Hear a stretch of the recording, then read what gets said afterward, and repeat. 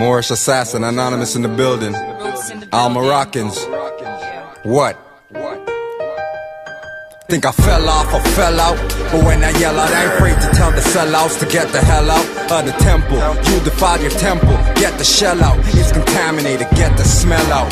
You overrated, and I know you hate it. What does Canaanland Moors do? More rich works for national progress and Moors do. Not need no fighting on YouTube to get views. We elevating minds, revealing more jewels. So who got next on the Pro Tools? Yes, my bar's next rhyme is the Moors on the rise, so you get where I'm coming from, huh? Young Moors say they thirsty and hungry for knowledge. Most of us never been university or college. We study the universe that ancestors pay homage. And when I say that I'm on it, yo, I'm on it. For better or worse, I make that promise, I carry out the works for my holy prophet. Stop it, if you think you can. This topic is way over your head, and most talk shit cause they can't comprehend. An optic illusion is what they see instead. Most talk shit cause they can't comprehend. An optic illusion is what they see instead, huh? Read through, it's just info. No, we never been po. Paper to the people, nature hold the sequel. Until the mind reads decline from divine. Stuck in time, missing signs, oh the line is the people. And yes, I want you for your heads up. This your birthright, light torch, wake up. I'm on the raise up, playing got the stakes up. My fire to the Jake's cup, many are just caked up. They say in God we trust, but really and truly all we got is us. And you can't fool me, I know God is us. And we unruly, from the womb corrupt. Huh? Take off the veil, the facade is up. Move like turtle and snails in a barrage of muck. Like Chestermate still in a mirage we stuck. Still I know we gon' prevail, cause Allah is what? More praise do be to Allah. We shout it out, records from scriptures on the wall. Before that, look to the stars, no holds barred. Timeless, limitless, and it goes far. Yo, it's coming like stories, show fraud. Opposites on the planet, we're humans that work hard planning to have it. It's all mind excavation. You took my birthright, poured quad. Yo, maybe for your bloodline, maybe for the oath that you took or the contract you signed. Constitutional fraud, boy, sign line or get sidelined. I come from seeds of divine lines. Seeds of divine lines. Yeah, you know what it is already. Yeah, you already know what it is. You could hate, you could appreciate, or you could appreciate. We keep doing what we do. Stop it. From the womb, never to the tomb. Go check out. It's at Independence Hall. Now, for a lot of y'all who are studied, you know that where we're going, Independence Hall, is where our nationality and birthright was taken. That's right. Right? And Ras will tell you that that's right there, excuse me, like the foundation of this corporate USA. That's right. So that's going to be the first stop we're going to make. I don't think we're going to get off the bus, though. You know, we'll ride past there because it's tight, you know, parking is tight down there, plus the police, you know. So we'll just take a peek at it and say, all right, this is what this is. And then we'll push on. And then we're going to hit some other key spots. And Rod's going to show us a whole lot of hidden secrets in plain sight. For people that's from Philly, you drove past this stuff plenty of times, right? But because of where it's placed at, it ain't really no pulling over and stopping and getting out and look, Kelly Drive, right? So we'll check all that stuff out, and then we'll head up to Wissahickon Valley Park, and we're going to check out some stuff in the park. So hopefully it warms up a little bit by then, and the ground is a little dry because we're going to be in the park. So it could be a little slippery and a little muddy. So you know, just keep your footing and get ready for a hell of a tour, man. We're going to learn a lot. So I'm going to sit my behind down. I'm going to turn it over to Ras and let him talk to y'all for a minute. And just get ready. Ras Ben. Yeah. All right, Lil Scrappy and the band. Yes, I. Yeah. Respect, more light, more love. The community day. Yeah, we in for some royal tour, you know. And you know, William Penn, they say Philadelphia was a holy experiment, right? That's what they call it, a holy experiment, right? Meaning William Penn said, and this is, you know, their spin, but we're going to start with their spin, right? William Penn said Philadelphia is going to be a holy experiment where we're going to make it a place where all the churches of London, or all the European churches, as well, like it was supposed to be a colony where all the churches of London, all the churches of Europe could practice their thing freely, as well as live in oneness with the indigenous of the land, right?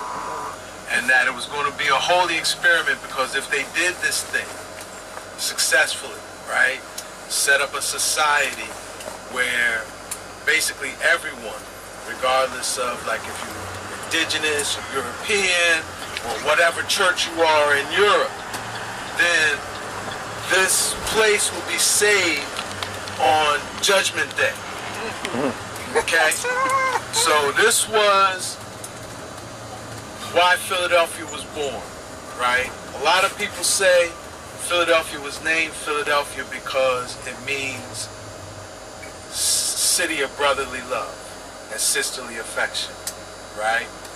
And that comes from the term Philadelphia, right? Philadelphia in Greco-Roman mythology embodied the love shared between Castor and Pollux, the Gemini twins. Okay, so that's where the meaning of that's associated with the word Philadelphia, meaning brotherly love, right? But Penn didn't name Philadelphia because of that. He named Philadelphia because of Philadelphia's place in biblical prophecy, where we know there was a message to 7 churches. In Revelations chapter 3, 6 of them churches receive like a harsh judgment. Like when Judgment Day comes, yeah, it's like it's over for you. For ABC 1, 2, 3, things you've done. The only community or church that received the beneficent prophecy on the day of judgment was Philadelphia, the Church of Philadelphia. And prophecy is remembered as the congregation that kept the faith. That full prophecy, we need to, like we all need to know that prophecy, because it's a deep prophecy. That's the prophecy that says, beware the Jews who say they are Jews but are not, but are the synagogue of Satan. This is the prophecy that says, yeah, we know that you are of little strength, but I'm going to open a door that which I'm going to give you the key of David. And with that, any door you open, no one can close. And any door you close, no one can open. It's a very powerful prophecy, the fullness of it. But it's Revelation verse 10 that Penn was really naming Philadelphia to manipulate the most, which says, because you've kept my command to endure patiently, I'm going to keep you safe in the hour of trial that is going to come upon the whole earth. So, I'm opening up by sharing this because really, ultimately what Philadelphia was, the birth of Philadelphia, is an act of magic. In an attempt to manipulate historic and prophetic timelines, okay? And how they're attempting to manipulate prophecy is by birth in Philadelphia. They want to invert that prophecy of grace on Judgment Day such that it will fall on the Roman Empire. Okay? So that's what the birth of Philadelphia was all about. Inverting the prophecy of grace through judgment in such a way that that prophecy would be inverted and fall on Rome.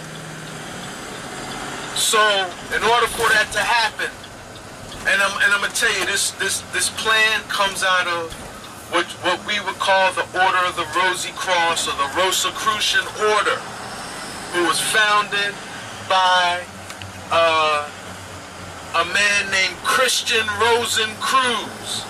And that's his name historically. More than likely it's a title, right? The Christian of the Rosy Cross, Christian Rosencruz. But what is significant about this man is that in the early 1300s, probably around 1320 to 1325, he was a German mystic. Alright, so I'm going to tell you, the man could manifest powers. The man was a mystic, he was highly disciplined, and he could manifest spiritual powers. Alright? So now, you and I all know, like if a man was in our presence right now, and this man manifested mystical powers, he would earn our honor and respect almost immediately.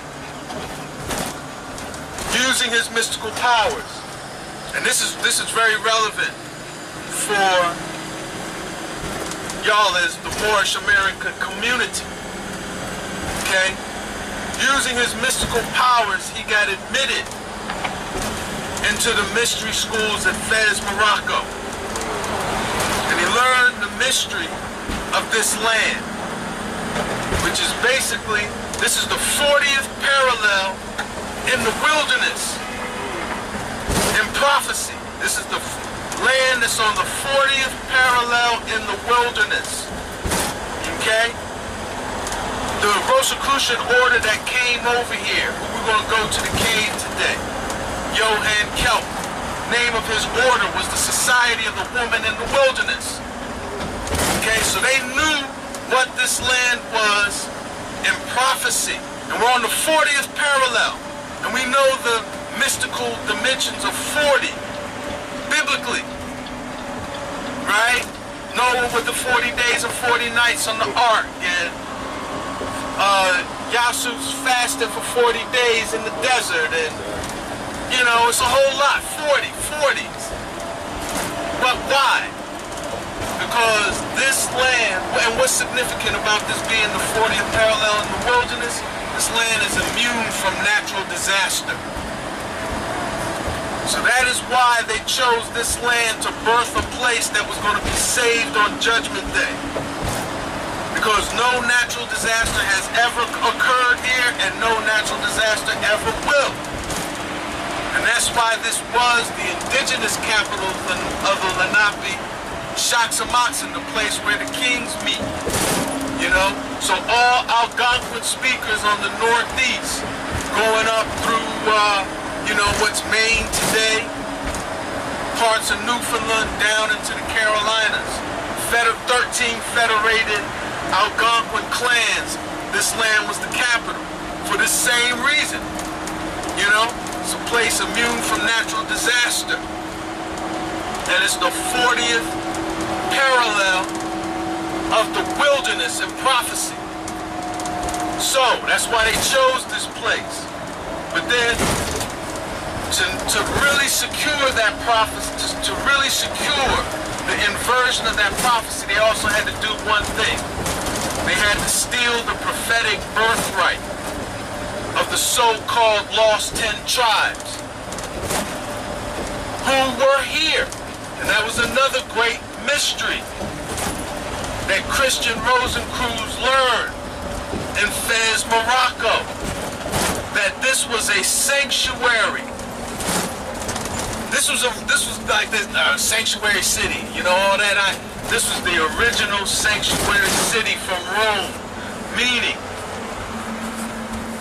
lost 10 tribes ended up over here and was actually, and this is what from, you know, because we should have mentioned that, right, we got royal guests with us, the Canaanland Moors is in the house, you know, but from the time I was building with them, I really had to study and research the relationship between Israel and Moab, you know, and it's been like a love-hate dynamic, but from the time Rome rolled through both what would be considered Moab and Israel and Judah, I would say the Federation has been very strong. And that when we study what they was dealing with in the mystery schools in Fez, Morocco, one of the mysteries they held close, and one they never wanted Rome to find out about, because it was the Moors as the Phoenicians, children of Tyre, and Carthage, controlling the navigation routes to the Americas. They never wanted Rome to get beyond Gibraltar. They always wanted to contain Rome within Gibraltar, because they knew if they found out that you had this wilderness where, like, and when you study the wilderness in different scriptures, it's a land of abundance and plenty. That was another reason why this land was protected, because the natural resources was in such abundance that it was always supposed to be for the all. No one was supposed to covet and claim the abundance over here for themselves, personally, you know? But the Lost 10 Tribes had a refugee society here. And if you made it across the Atlantic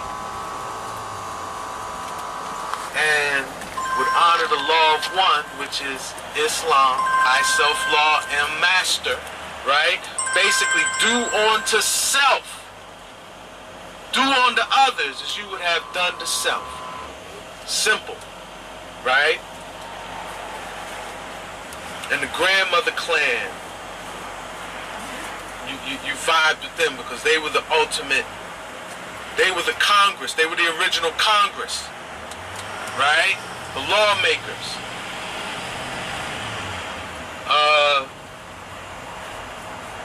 Yeah, you could have as much land as you could walk in a day. You could have as much land as you could walk in a day. That's how it was. So if those who know the story of Penn Treaty and the proprietors of Penn and the Penn Treaty, how they, you know, manipulated that basic way of life that we had here, so that when William Penn died and his sons brought that up, that hey, our father said y'all had a treaty with him where we could have as much land as we could walk in a day. They had rigged this thing such that at the end of the day, they walked from Philadelphia to Pittsburgh and said everybody and all everybody else in between, y'all gotta roll. So that's Penn's Woods, that's Pennsylvania, right? But Christian Rosencreuz learned all these mysteries. Lost 10 tribes over here in a place that's on the 40th parallel of the wilderness and prophecy. This place that is like immune from natural disaster.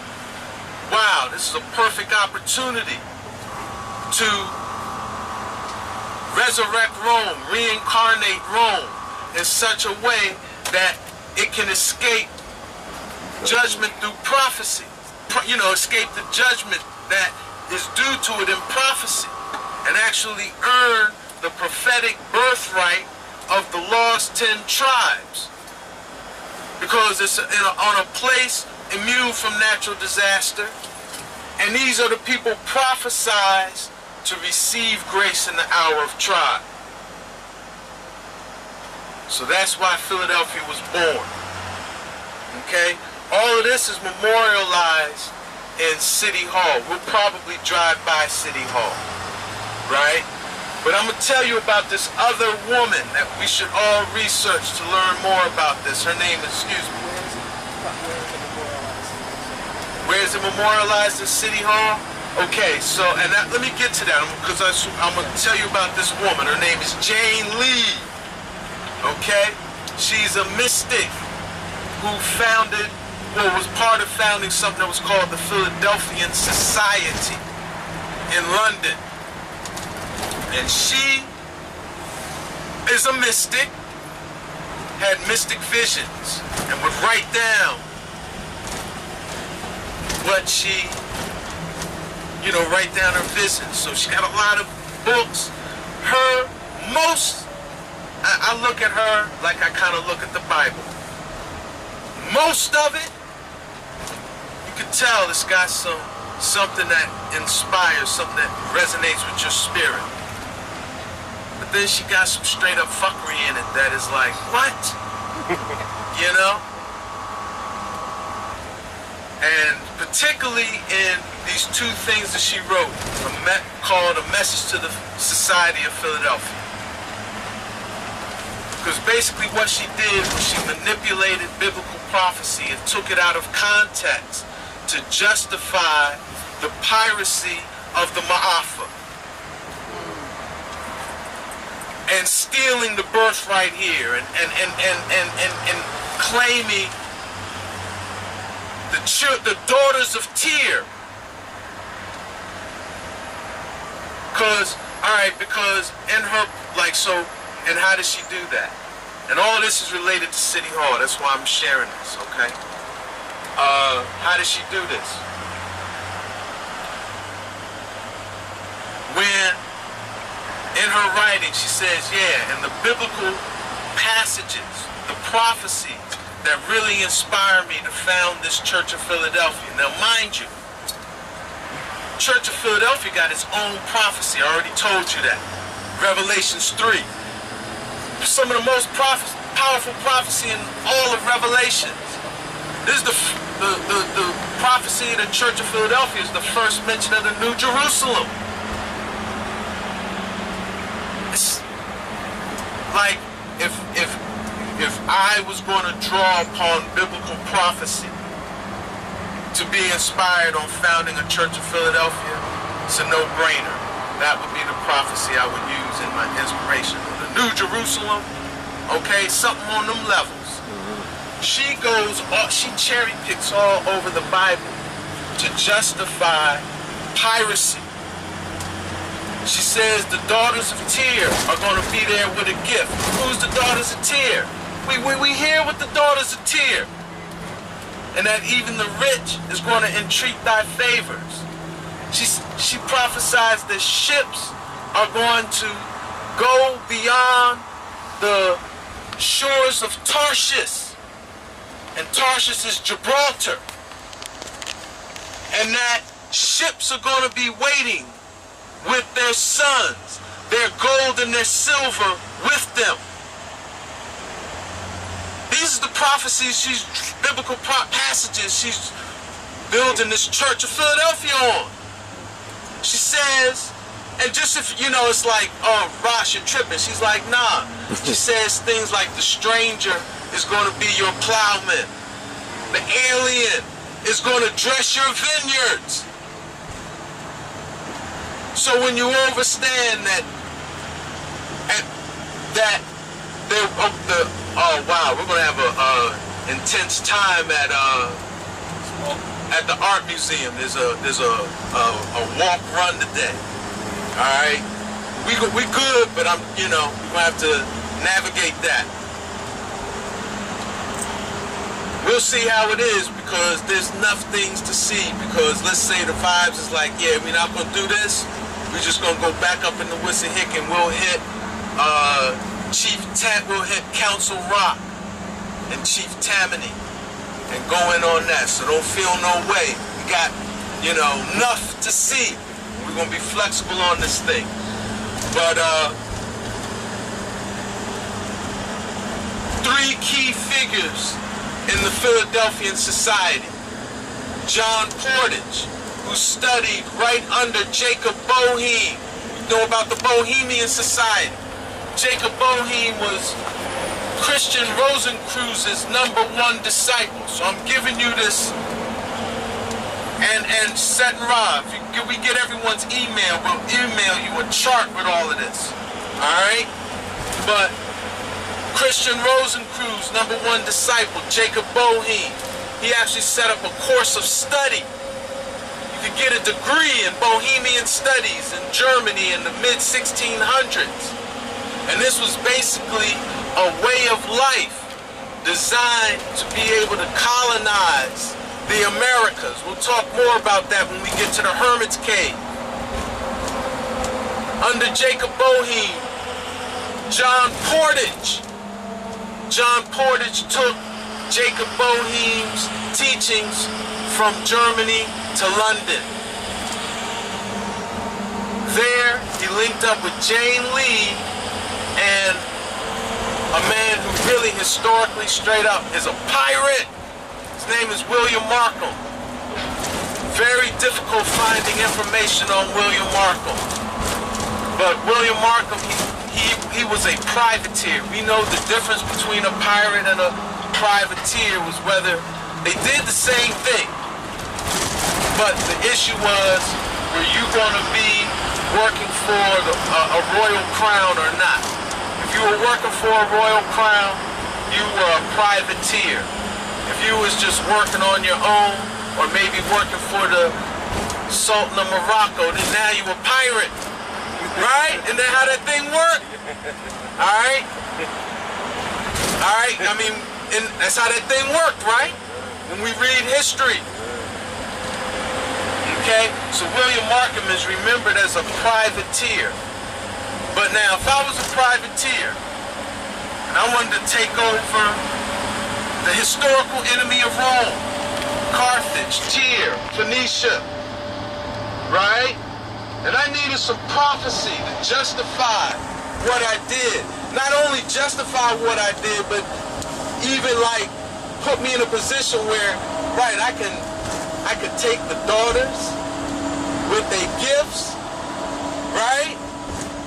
The rich brethren is going to entreat my favor. They're going to be plowing my fields. They're going to be, dressing my vineyards. And I'm going to be saved on Judgment Day? Give thanks. Rastafari. Hey, you'd have to give thanks, right?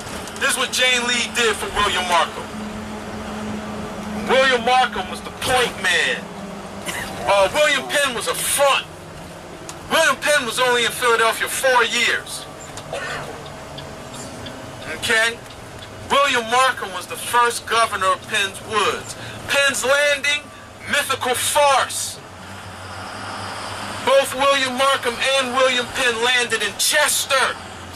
Chester was the first capital of Penn's Woods. And we see the condition Chester's in now.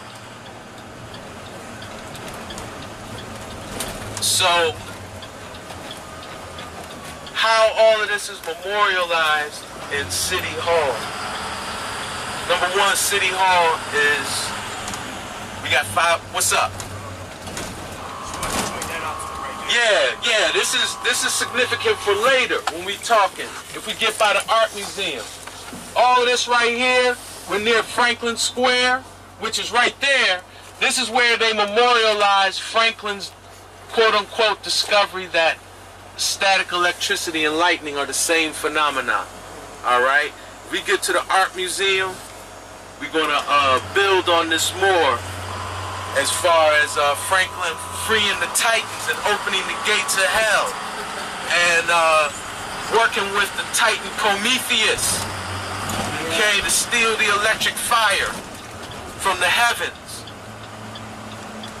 But getting back to this whole manipulation of prophecy being rooted in City Hall. #1, City Hall is not just a regular building. It's a temple.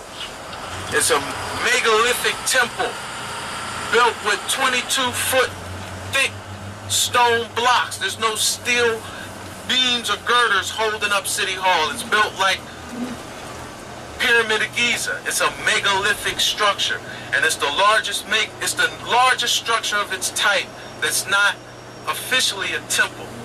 So it has a municipal intention on the surface, but it's ultimately a Babylon mystery temple.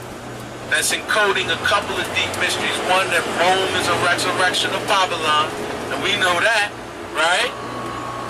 And beyond that, it has all of these prophecies that Jane Lee used to birth Philadelphia encoded in it. So yeah, we're coming up real quick. I'm gonna switch real quick just because where we're at. All right, so we're very close to what's called historically Independence Hall. And if you look at your map, right, you'll see that there's like 6 prominent ley lines converging and a point in Center City. This is where we are, right? And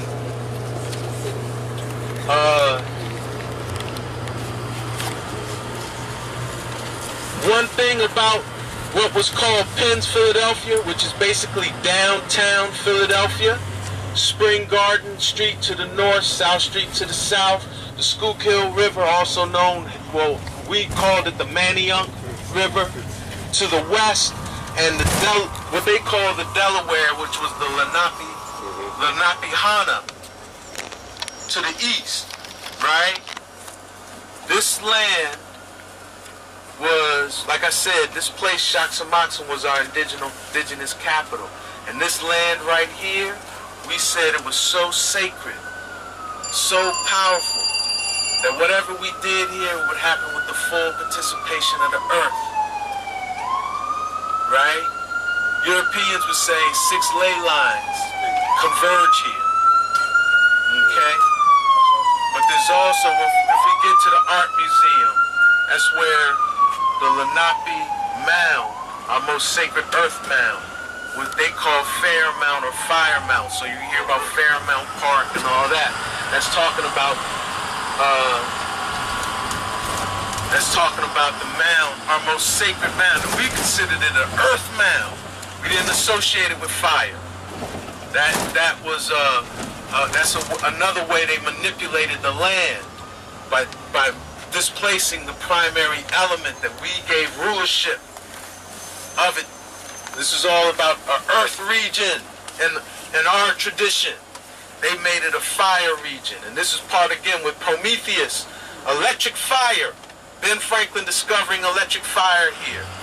You know, and again, if we get there, we'll get deeper into that. But here, all this land right here, this is it. This is where these 6 ley lines is all coming together. And they got it memorialized by one statue, the Commodore Barry statue. And Commodore Barry was the first commander of the Navy. And even today, study of geomancy, ley lines, the magnetic grid and field of the earth, and its relation to space-time. Navy rules all that. Navy rules all that. Here it is. This is it, right? No, up the street. Oh, okay, we coming, yeah. Hey, if y'all watch that National Treasure movie, the first one, they drop a lot of mysteries about this region right here, you know?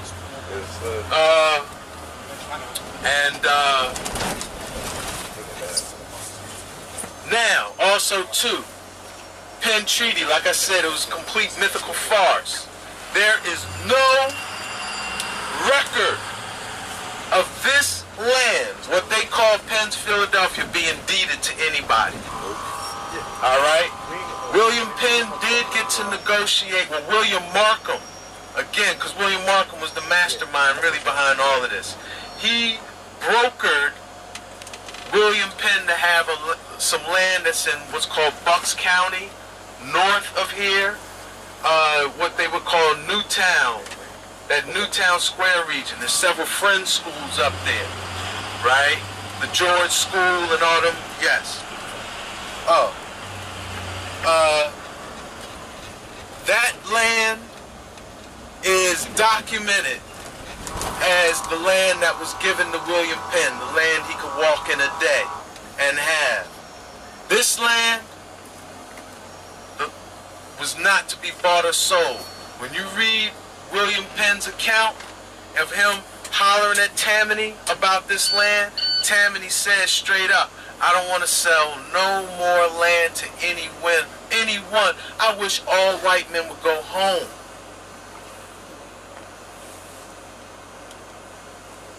They brodied this land. by assassinating the Queen Goddess Winona, Chief Tammany's wife, the grandmother, the elder of the grandmother clan, who ultimately were the decision makers of who should and should not have land. This land, like nobody was going to, this was shocks and moxin. That'd be like me saying that I'm Ras Ben, I want the White House. I'm, you know, like, they'd be like, you can get a spot in Silver Spring, right? You get something in PG County, but nah, you're not gonna get the White House. This is like what they did, right? And they wanted, where is it? Right there. Bam, you see that? See where all the people are? That's where the 6 ley lines converge, right here. And this is where the quote-unquote Declaration of Independence and the birth of the nation occurred. Birth of the United States. And why did they do it here? Because everything that is done here, what? Full participation. It happens with the full participation of the earth. So even the earth had to acknowledge, number one, Chief, what they call the so-called Penn Treaty, because after, wow, I wish we could manage the traffic to let them see that Tammany statue. Because there's... We can. Alright, everybody got this, let's go there. So, or is it? yeah, just 1 second. So you know where that statue is, right? Right there. No. Chief Tammany, down at the bottom of Front Street where the bus depot is. At Front Market. I'll navigate you down there. So, right quick before we pull off, of course this is where the Constitution was written at too. That's Independence Hall. And this is where George Washington, where the whole symbolic chopping down the cherry tree. This is where your nationality and birthright was taken, which is what Ross was telling you. That movie National Treasure, that's when you see Nicolas Cage run past that statue where Ross told you that the 6 ley lines were, and then he came right down here. He ran across the street into that park. Oh, yeah, so Ross can go in on that park. Yeah, right I should even mention this, right? Because this is called Washington Square now, okay? But originally this was Congo Square. This was the only place we could congregate in freeness originally in Penn's Philadelphia, because it was a burial ground. It was our burial ground, right? And we would have why it was called Congo Square, because like when you study dispensation and dispersal of Africans into this land, and I know like there's this debate, like did it happen, did it not? It's both and. It's both and. They did steal the identity of the Lenape and the Algonquin. You know, I would think who you all identify as Moors in America would be the Algonquins. So they did make a lot of them Negro. If we get to Chief Tammany's statue, I'll talk about how that happened here in Philadelphia. Because basically when the Treaty of Easton was manipulated, right, which more or less validated the walking treaty that we had talked about, how the proprietors of Penn's children, manipulated the walking treaty such that they could claim from Philadelphia to Pittsburgh. They forced all the Lenape west of the Alleghenies, right? But they said, they gave them a choice. You could go west of the Alleghenies and maintain your indigenous identity. But if you choose to stay here, you got to become a Negro. So you did have that, but you did also have Benjamin and Judah, because remember we said the 10 tribes was here. Part of their plan, they wanted to steal that birthright I was talking about. We're going to see that statue. They wanted to bring all 12 tribes together. So they brought Benjamin, Judah over from the kingdoms of Benin, which was the slave coast. What they call historically the slave coast in West Africa. Yes. Benin, the children of Ben, and Ouida, or Judah, which what we know historically is the Gold Coast. And they did bring a lot of we over here. Right? It's both ends. But Congo Square was where we could all congregate freely. Because Congo priests that were brought over here were usually the ones that had enough syncretic vision that could hear a Yoruba and know when he said Shango, he was talking about Kibilangu in his tradition. And could know all the different, you know, because these Congo priests, known as the Gangas or the Inyangas, they were like elder priests. And they usually created all the different houses we find, like in Haiti, where we find Kumina and Lukumi, in Cuba, where we find Kumina, right? Jamaica, Kumina, Brazil, Macumba, what they call the candomblé, right? It's usually Congo priests that founded them things. So the Congo Square, this is right in that same tradition. And it was a graveyard. So them was dealing with honoring the dead and ancestors. Philadelphia, if you don't know nothing else about Philadelphia, you need to know that this is a haunt. It was born, that so-called Penn Treaty happened October 27th, 1694, making it a Scorpio city. Scorpio deals with the underworld and the dead. Oh, you know, so like how this is a mob city, and really like this, the whole mob thing, the underworld, the dead, all them things is what Philadelphia's all about, right? Once you get, and the thing with Philly, what I've observed, no matter what tradition you from, you big up your ancestors, you're gonna be empowered. Islam. You're gonna be empowered. And all this is coming from this, in Congo Square, okay? So, how did they manipulate this? It's now called Washington Square. George Washington is the commander-in-chief of what you would call the Congregation of the Dead. And usually, wherever you go in so-called United States, and you find a George Washington memorial, it's either a mound, we're here? No, can I interject for one Please. Everybody who's not from Philly, you see where all these people are right here? Yep. This line goes all the way up to the very next corner. This line is the seat of Liberty Bell. So that's Independence Hall right in front of you. And all the way up at the other end where you see all those people is where the Liberty Bell is now placed. And those glass panels right there, that's a memorial to George Washington's enslaved. George Washington, as first president, living here in Philadelphia, he lived right here. And when they were renovating, they found the enslaved quarters. And an activist up here was able to get a mission. What's that brother's name? Michael Cord was able to get an Avenge the Ancestors coalition and made them preserve and honor it. They was just going to build over it. But that's even what I'm talking about, like the ancestors, like that the powers in Philly are ultimately about the ancestors. This has really been a burial ground for 13,000 years, my understanding. And you could dig anywhere in Philadelphia, you're gonna find bones. Remember they found bones down in the South Street region from one of our first churches not too long ago, right? I wanna say it was last summer, down there in Lombard, 5th and Lombard, up to like 8th and South. No, a month ago. It was a month ago? No, again a month ago. Oh yeah, they found some more down here. So Philly's one big haunt, one big burial ground. You gotta work with your ancestors here. And really all the ancestors, you gotta work with them all.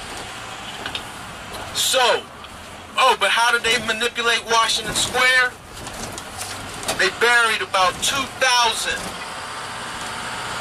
revolutionary soldiers there.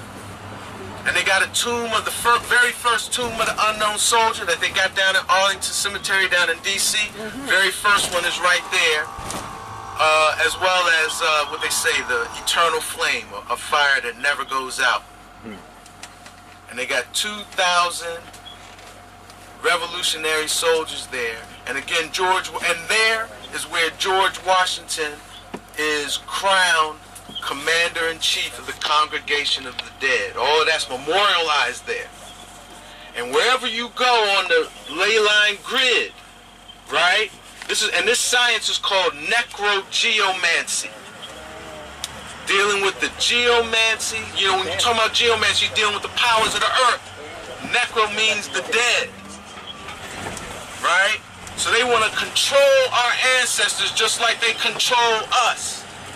And they do it by empowering George Washington with dead troops. All right, right here. Look at the statue right here. Very significant. This is Chief Tammany giving away Shaxamoxin and Lenape-Hoking. He's standing like this with his hand out, left hand out. No, right hand out. Our giving hand. On a turtle, he's standing on a turtle, Turtle Island. So not only is he giving Shaxamoxin away, he's actually giving all of Turtle Island away. Because they killed his wife. And they plied him with rum and tobacco like they did to D-Skunk, which is memorialized at the Treaty of Easton, memorialized on Council Rock. Yeah, it is worth getting out and seeing this. If we can get out, it's worth seeing this. This is significant. We're going to jump out right there.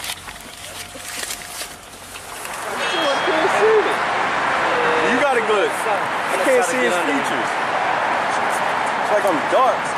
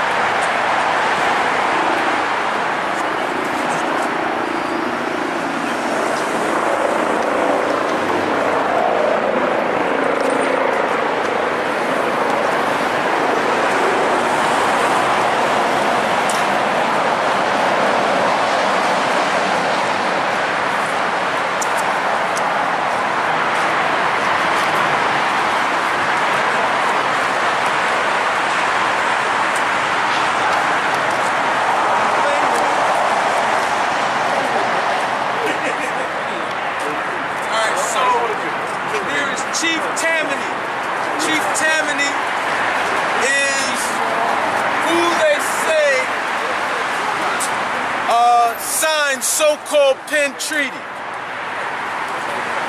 He was the sachem or sheikh, sachem chief of Lenape-Hoking. His wife was the queen goddess Winona. How do we know she's a goddess? Chief Tammany's name means easy to talk to. One day, one of the colonizers asked Chief Tammany, "Why are you so easy to talk to?" He said, "I had intercourse with a divine being." That's why he was easy to talk to. And we know that his wife, and when we see his wife depicted, she's actually depicted as a Greco-Roman goddess wearing indigenous garb. Okay? But you see he's got his right hand out. He's giving away Turtle Island. You see he's standing on the turtle. There's the 5-pointed star representing that I, self-law, and master, that's what the society still stood upon. Crazy. Right? It's crazy. The original landing was in Chester, but this is where they say Penn landed. Why? Because if he landed here, then the story that they tell that he took a casual walk up to meet with Tammany, right? Because right up the street, right up what they call now Delaware, they say that these are the Lenape were the Delaware Indians. Big misnomer, and never used that name. Delaware is a title in the British court. Okay? Delaware meant like governor of a significant province. There's a Delaware in Kenya. Okay? Because significant provinces of the British Crown, the person that goes and rules over that area, he's given the title Delaware. And because Lenape-Hoking was the indigenous capital, William Markham was actually his royal crown title was Delaware. And all proprietors following him, in as far as the crown is concerned, receives that title Delaware. And so this is his land. So thus it becomes the Delaware Indians. You know, William Markham, and why Delaware, the state is called Delaware, because one of the most wickedest things I think William Markham did was assassinate the Queen Goddess Winona. He is the one responsible for throwing her over Lover's Leap, which is where we're going to end up today. And it was because he did that, he was able to get this land, because remember I told you, this land, they weren't trying to give it up. His payment for that, he was given the state of Delaware. The state of Delaware was given to William Markham. And that's why it's called Delaware, because he was the first Delaware. Alright? So they called this Delaware Ave, then Christopher Columbus Ave, but this street is actually the original Route 1. This was our north-south highway that connected from Maine to Florida. You know, indigenous trail. Okay, that's the significance of this street, what they call Delaware. But also, excuse me, like I said, why they named this Penn's Landing? Because if we walk up about 5 blocks, you're at what's called Penn Treaty Park. And that was the actual Shaksamoxon, or Shekamoxon, the place where the sachems and the sheikhs would meet to work out problems. So that would be like the capital, the indigenous capital, not like Washington D.C., but like actually the capital, like where ones from the different clans, where different sachems, you know, from the Montauks or the Piscataway, you know, them had to work something out. And why would they come here? The Lenape are the elders of humanity. That was like when you say Lenny Lenape, right? That's what you're saying. And we know tradition says when we have conflict and misunderstanding, what are we supposed to do? Go sit before our elders and seek counsel. Okay? And when we get up in Fairmount Park, right?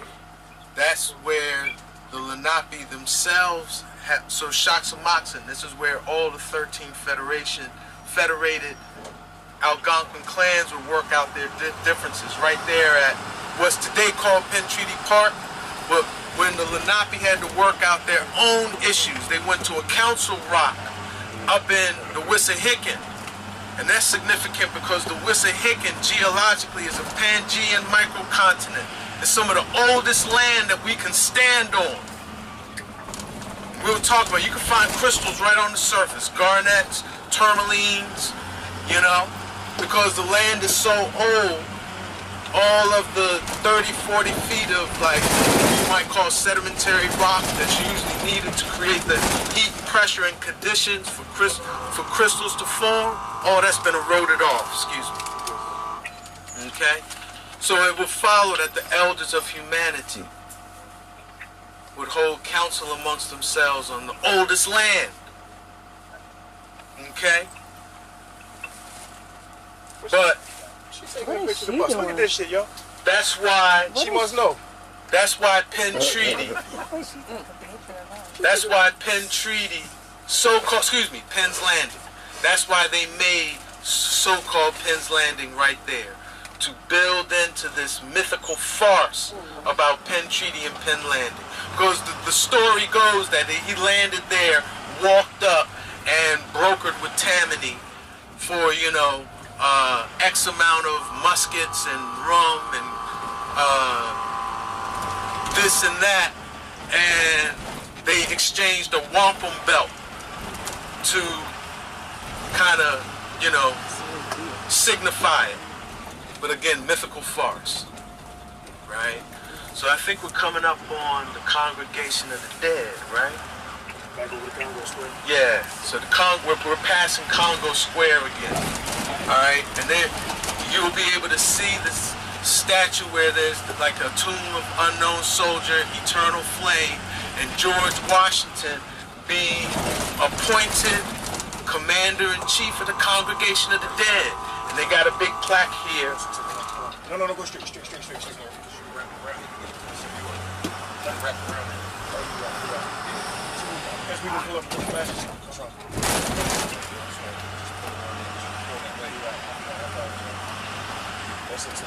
But this is it here.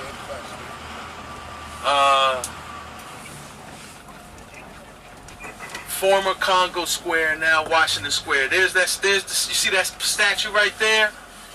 It's not really worth getting out. And local Philadelphians, y'all could come back and check it and spend time here, right? But definitely bring a little something for them Congo Square ancestors when you come here. That's what I found too. You know, honor that, honor them. Because the whole, you know how the AME church and all them things jumped off?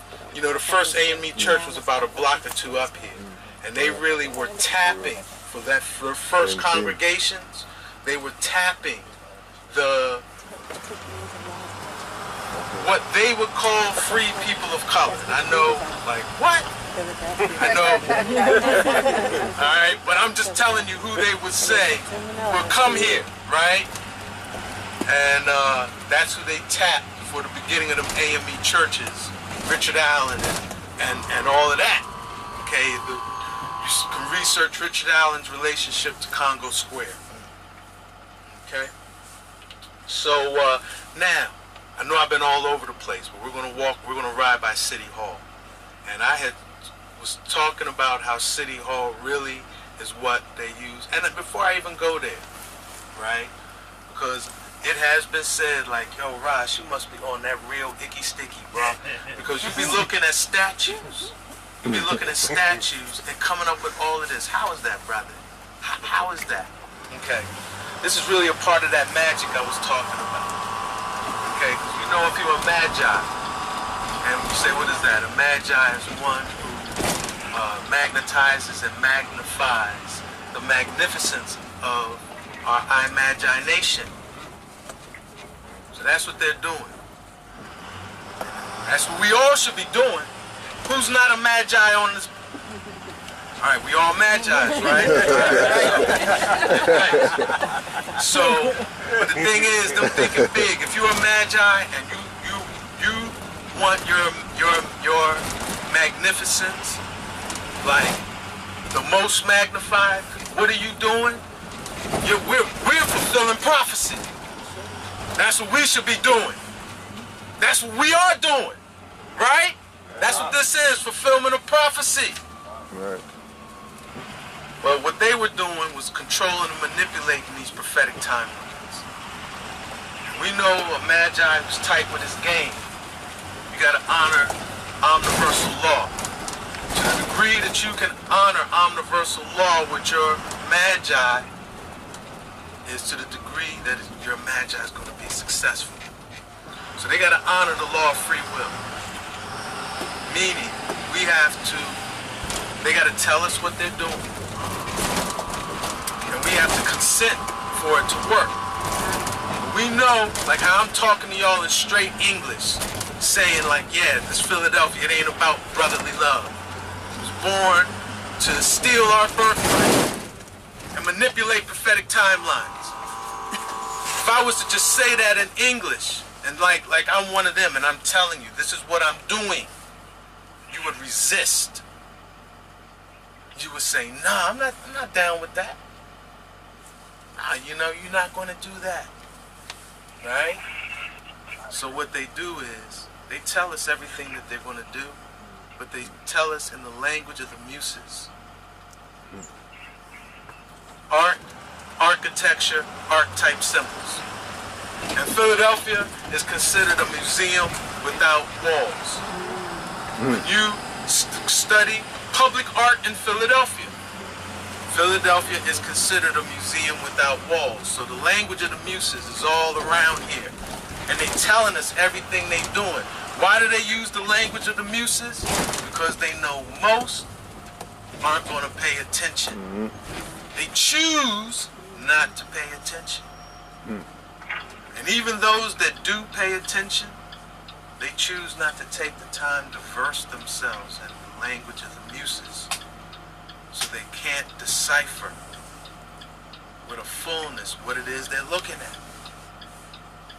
Because they don't choose to fully learn the language of the muses, art, architecture, and archetype symbols. So this is why they work in their magic. And all these things is like Ras said, these things is hidden in plain sight. It's right in front of us. You know? And I'm not from Philly. I tell people, they be like, what? I'm not from Philly. I live here 20 years. But the thing is, and see, I am from D.C. In D.C., they doing the same thing. And you got Anthony Browder doing, Tony Browder down there doing these same tours. You know, Egypt on the Nile on the Potomac, and Egypt on the Potomac. You know, deciphering the architecture and archetype symbols of D.C. But thing was, growing up in D.C. and seeing what they was dealing with, but then coming up here and I was like, D.C. ain't got shit on Philadelphia, I'm sorry. How they doing this thing here, it's next level. It's next level. Because it's because of the indigenous legacy that's embedded here. Yes. When we make this turn, right, I want y'all to pay attention to the archway. There's a word on top of the archway, it's justice. This is the north gate of City Hall. When you go through this gate, you're headed up North Broad. So it's symbolic of the north gate, but this is the only archway in all of City Hall with something written on top of it. Y'all can look out the wall, out the window to the left and you'll see it. And I know I've been all over the place, but the thing, I'm going to seal up this City Hall thing. I told you, we're going to jump out because I want y'all to see. Like I said, this thing is built like a temple as far as its masonry, but even beyond that, it's designed like a temple. It has courts within courts, concentric courts, which, you know, making the innermost court like an inner sanctum or a holy of holies. And when we get in there, we see that, number one, it's a Babylon mystery temple honoring, taking over the four corners of the earth with the four races of humanity. But then on another level, you see Jane Lee's prophecies all embedded in this, with talking about the strangers are going to more or less serve you, you know? So we'll show you that,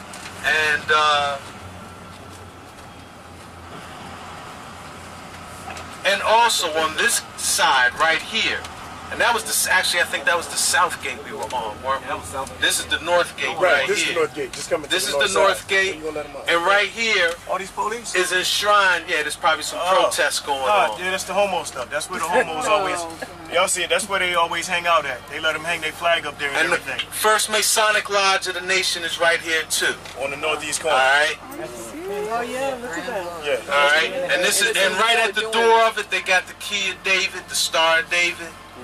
Right, like you gotta walk over to get in. But also here on this north gate too, they have William Penn's prayer for Philadelphia.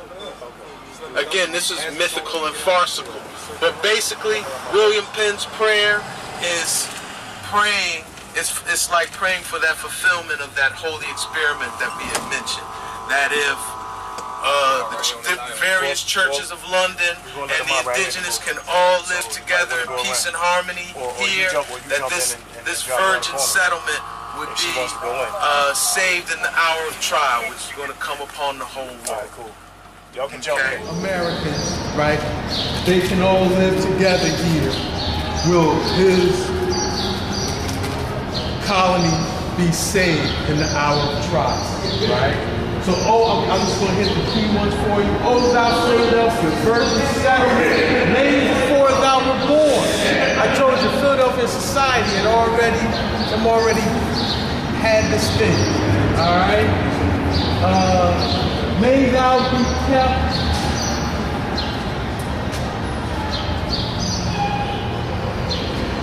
My soul prays to God for thee, that thou may stand in the day of trial. That thy children be blessed and thy people saved by thy power. So again, this is them enshrining and memorializing this attempt to steal the birthright of being the one saved in the hour of trial, which is our profession. And again, they did it. Number one, they found that this is we're on the, now technically, and they made a mistake with their like cartography and their geography. This is why you have what's called the Mason-Dixon line. All right, because originally William Penn was chartered the 40th parallel, which they at the time thought was down at what is now called Newcastle, Delaware, right? But the 40th parallel actually begins north of here, around, I'm gonna tell you like the best landmark for knowing where the 40th parallel is where Hunting Park feeds into Kelly Drive at Laurel Hill Cemetery. Okay? That's where the 40th parallel actually begins. So William Penn and William Markham and them boys, they built up here thinking this was on the 40th parallel.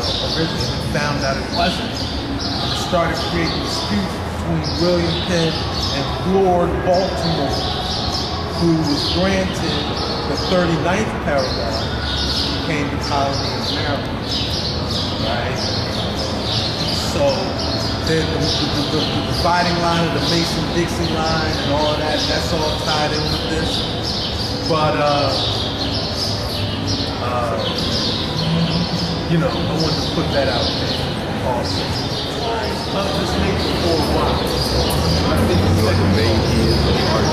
But in this corporation of humanity, African, indigenous Native American, an indigenous Asian, and an indigenous European. They would call it the Digitsu. Yeah. Because they in this too. The backbone. That backbone of Dan. Backbone of Scan Dan Navy. Assad. Dan Mark. You know? That was all the land of Dan. A lot of them Celts. And then they come in and add stuff. Right? Yeah, I was just trying to do that. Because you know that stuff wasn't there. Go ahead. Holding up. Basically, fathers. Indigenous African, Indigenous American, Indigenous European, Indigenous Asian. And then there's children of this. Right? And then you see they got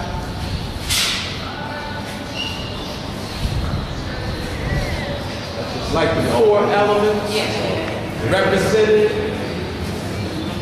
with 4 archetype animals that have like astrological significance. Lion, bear, so the lion would be the fire element, bull would be earth element like Taurus. The bear is like air, and the elephant with the water. Okay? Now, there's one other thing I want us to see while we're here that's very significant too. Alright? And this really goes back to another reason why Philadelphia was created. Okay? And this ties back into that ultimate Rosicrucian mission. Alright? Because Sir Francis Bacon. I'm sure y'all have heard of Sir Francis Bacon. Okay? He was many things. A lot of people feel he was penned that he was the writer of the Bible, and that he was Shakespeare was his pen name. Okay, so you got some of this with him. But one thing that Francis Bacon definitely he was a key investor in the Virginia colony. He had a lot of his money tied into the Virginia colony. Okay, and they made a lot of mistakes with the Virginia colony. One thing was the colonists that populated it, right? They drew from the king's court. So the people that came to Virginia, they were clothiers. They were, tailors and metalsmiths, like, fine metal, gold and silver. And, they didn't know how to till soil. They didn't know how to build shelter. And they definitely didn't know how to get along with indigenous people. How do we know that? Jamestown Massacre. All right? So Francis Bacon had a problem. And he went to his boy, Jacob Boehme, fellow Rosicrucian, to help him out. He said, Jacob, we need to create the ideal colonists. They gotta have a bare aesthetic. Like they can't, be wanting to smell good, and look good, Their values gotta be real austere. And they gotta be able to live off the land, right? Build their own shelter. And they also gotta be able to get along with native people. So Jacob Boehme said, no problem. And he created a degree in Bohemian studies. So when you hear about Bohemians, when you think of a Bohemian, it's like a hippie, vegetarian, right? Long hair, right? Who does yoga, familiar with Eastern philosophies. They like mystically Christian, they can deal with Sufi, right? This is a Bohemian. So this is the tradition this all comes out of. The very first Bohemian graduate to come over here was Johann Kelp. We're going to go to his cave. He lived in a cave, right? Very austere. He was the ideal student, okay? Westgate. All right, no worries. So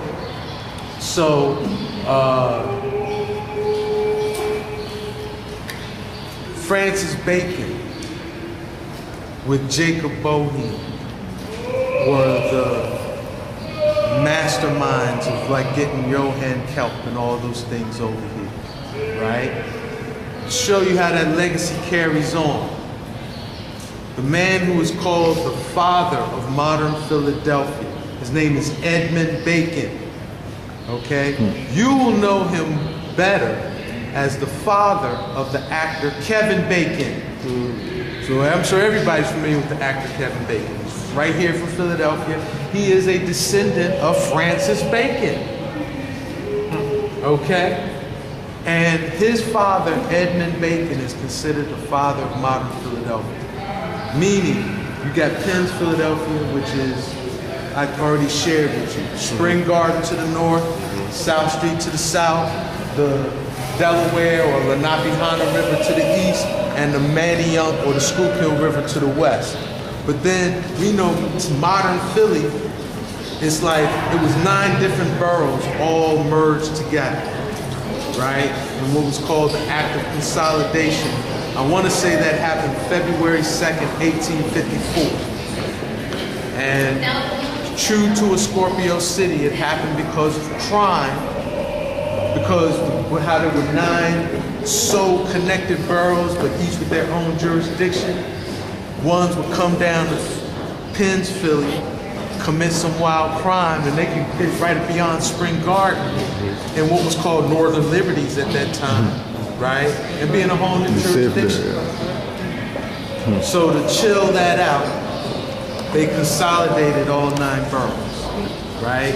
And the man who integrated all of them into what we know of today as Philadelphia, the man who, like when we look at that chart, everything's gridded out on the ley lines, right? Edmund Bacon. So So Edmund Bacon is also responsible. Why I'm sharing all of this? Because he did one other thing. He installed right here in the center of City Hall an astrological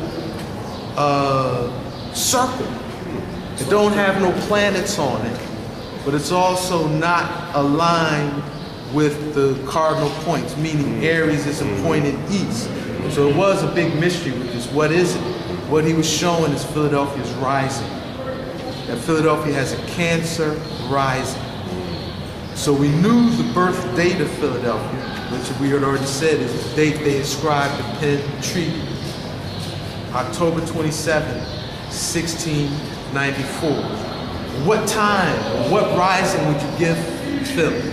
He encoded it in this astro circle that's here in the middle of City Hall. And if you cast a chart with a Cancer rising for that date, you get two inverted, well, you get two, it was a day when two grand trines were occurring, where that the planets, along with the ascendant, were making two 120-degree figures, you know, like two triangles. But the triangles aren't like the hexagram as we envision, like an equilateral Star of David. It's like it's inverted, it's slanted. Okay? And again, with Magi's, right? All laws of the omniverse and creation are good.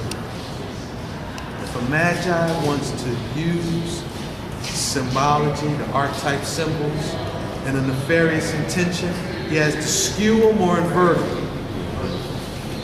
So that's why when we deal with the 5-point star, the apex is at the top. When them deal with the 5-point star, it's like that goat of Baphomet with two points up. So when you make a chart, Penn Philadelphia chart with the rising Edmund Bacon encoded in this, you get a Star David, but it's inverted, it's skewed. Okay? And again, if we get your email, someone, or you know, give my email, I can send you a picture of the chart with the two inverted triangles shown. But we could look at that astro globe and then we'll get back on the bus, all right? Okay, put the truth out there in trouble. Yeah.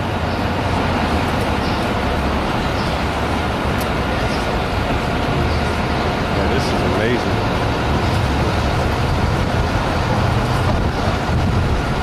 Amazing.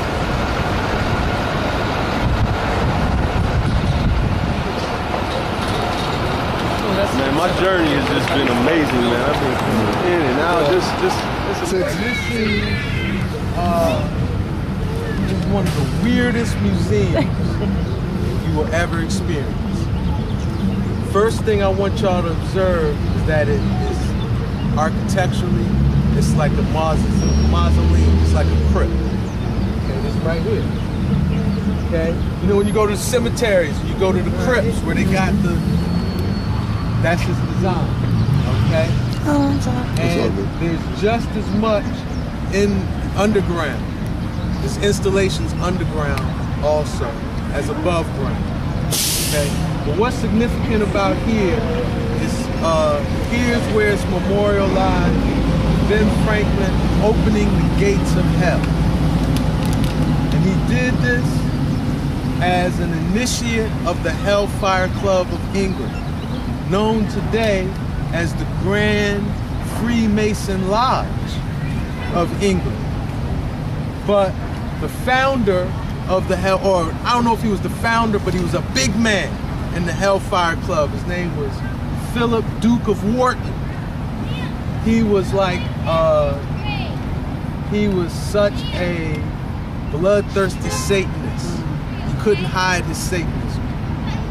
They would have like human and animal sacrifice. Like this dude was kind of like known, you know how like Podesta and all them things is coming out today.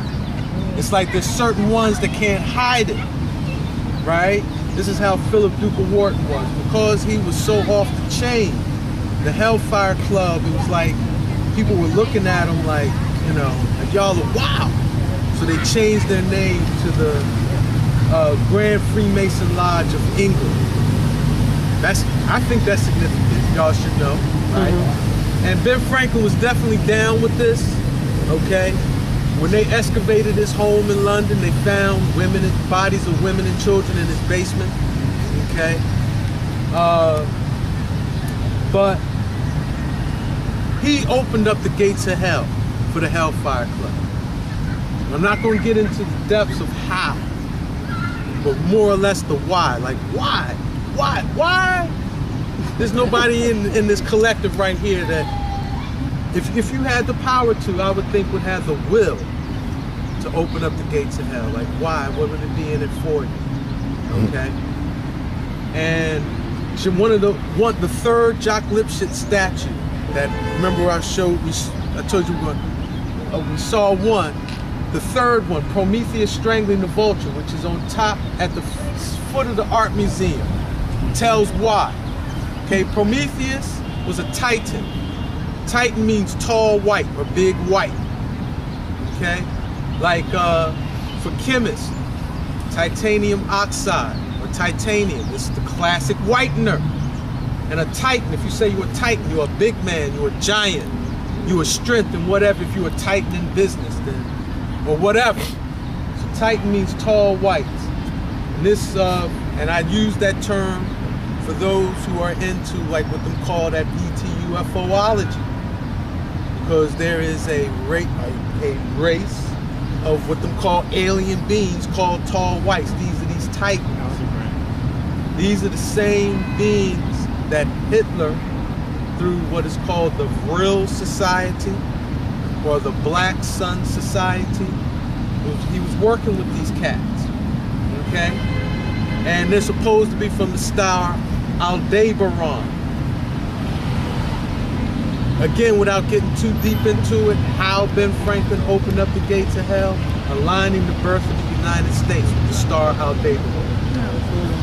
Okay? So, to memorialize this, well, why? Why would you open up the gates of hell? Prometheus, again, he was a titan. He's one of these tall whites. He is the deceiver of Greco-Roman mythology. His name means forethought. He has the power and the ability to look into the future, see what it's supposed to be, and he goes to the present or goes back to the past, and he manipulates all of his relations to change that future. Okay? So he was one of the few titans to not be, the Clash of the Titans. Y'all remember the Clash of the Titans, right? From back in the day. It was the Titans versus the Olympians. The Olympians won and imprisoned the Titans below in the earth. Okay? And just to cut straight to the point, these Titans buried in the earth, biblically, they're the Nephilim, the fallen angels, right? And in UFOlogy, they're the reptilians, okay? Who are aligned with who they call the Greys, that are really like, they're like plant robots. They're not even autonomous, they're like puppets. They're like automated puppets made of plant material. So they can, move, look like they're alive, but they're, and these tall whites, okay? So why would Ben Franklin open the gates of hell? It's all tied in with this Prometheus statue, okay? Because like I said, how Prometheus escaped the judgment of the Titans. He went to the future, saw that the Titans were gonna lose. Then he betrayed the Titans because he didn't want to receive that judgment. Sided with the Olympians, helped the Olympians win. So then the Olympians were like, all right, we're not gonna put you in the earth. But he wasn't really down with the Olympians, right? So what he did was to get back at the Olympians and to ultimately free his brethren that are in the earth. He stole electric fire from the heavens, gave it to humanity. Right? That's the story of Prometheus. Now, he's the deceiver. Depending on what tradition you read, some look at Prometheus as like a savior. Jacques Lipschitz, you read why he depicts Prometheus. Oh, because I should even say. So once he gave the fire to humanity, the Olympians, you know, they was vexed. They gave him a harsh punishment. They didn't bury him in the earth with his brethren. They tied him to a rock in the Caucasus Mountains, okay, and put a spell on him of immortality, so that this vulture would come, take a bite out of him, and he would have to experience that pain. And then at night, he wouldn't die. It would grow back, and he would have to just, so it was like he was attached to a rock of eternal torment that would just take a bite out of him, you know. So Jacques Lipschitz depicts Prometheus strangling the vulture. He's freed from his judgment, right? So really what they're saying with their art and architecture with this whole thing is, Ben Franklin opened up the gates of hell to free the Titans. Titans got out. Those Nephilim, these tall whites, they're memorialized. We're going to see the statue that they're memorialized. Well, y'all going to see the statue. I ain't going near it. All right? Tell them what happened while you don't go over there. Yeah, because I'm going to tell you, it's the creepiest, illest statue I've ever been around. And if you go and check it, I don't recommend you stay long. Okay? Because it can impact your health and your vitality. It's done it to me. All right? Fortified. Yeah, fortified. Say your prayers, charge up. Go look, make your strike, look at it, and get out. All right? But it depicts these two Nephilim, these fallen angels that have been freed.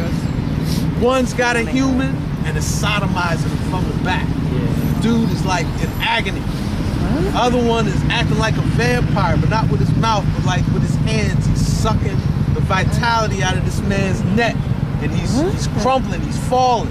And then the next victim is standing there like this, helplessly, kneeling there, like just watching. So Ben Franklin freed the Nephilim, who then freed Prometheus. Gave Ben Franklin technology, the electric fire. And in exchange, Franklin allows the Nephilim to feed on humanity. All of this, we're going to see all this is right up there. All this is right here. So we're going to look at the gates of hell, where here's the thinker. So Ben Franklin, the thinker, the most iconic statue probably there is, right? If you say, think of a European statue real quick, more often than not, this is what people are going to think about. Ben Franklin is the thinker, so we're going to look at the thinker. Then when we go up to the gates of hell, I want you to see that the thinker is also on the gates of hell. So it's with his mind and his intention and his thoughts. This man opened up these gates. And what's depicted on the gates is all the sufferings of the second hell. Okay? Meaning that once they freed the Nephilim, they've created hell on earth. So this is the first hell. Okay? We're on the first hell. The gates of hell show the depictions of the second level of hell. Just like the seven heavens, the seven hells. Okay? And you'll see it. It's just sufferation. Torment and sufferation.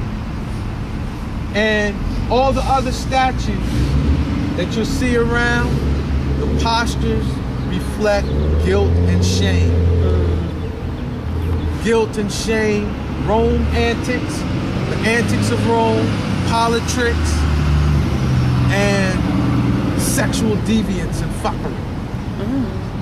Okay? This is how you get into that. This is how you get into hell. All right. So we'll check this out. Then we'll walk. We're gonna then meet Set and Ra at Eakins Oval. All right. And I will just say too, like this stretch right here, this Ben Franklin Parkway.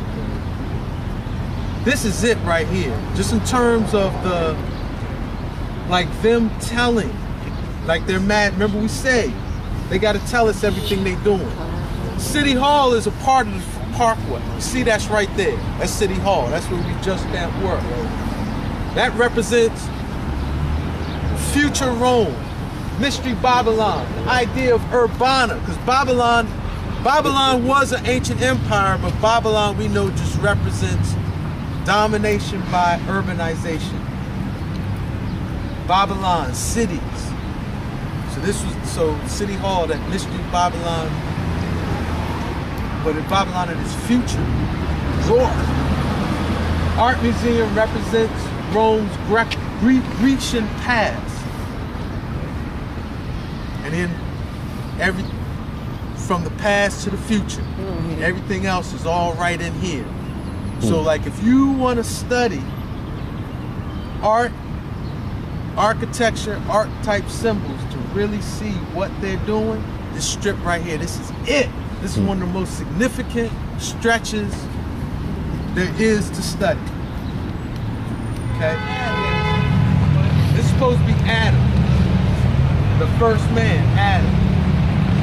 His posture, imbalance, and shame. When your head is down, your head's to the side, imbalance. Your head is down, that's shame. That's a theme in all of the art here, guilt and shame. Okay? Head on up.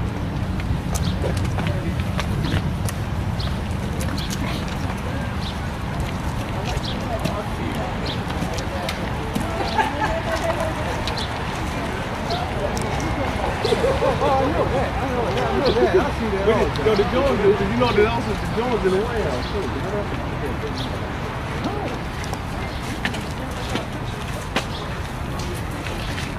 Michelle Obama's got two of them sitting right beside her in the park. Yeah, but it's not in the no, it's out. It's in conference. It's in the international press room.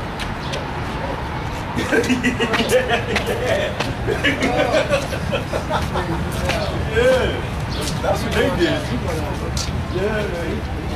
Yeah, they did it big, man.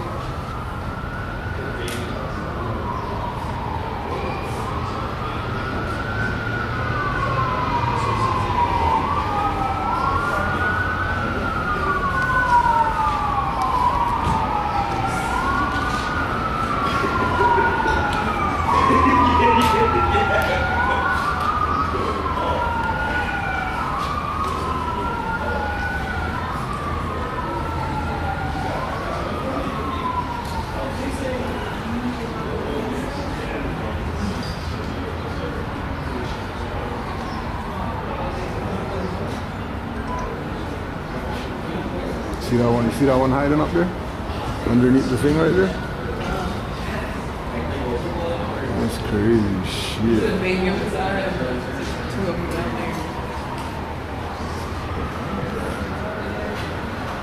How do you get over there? How did baby get over there? Baby's trying to get out of here. Baby's like, yo, I'm out this. Almost. Or he's climbing. He's climbing up. That's crazy. Wow. The gates of hell, man.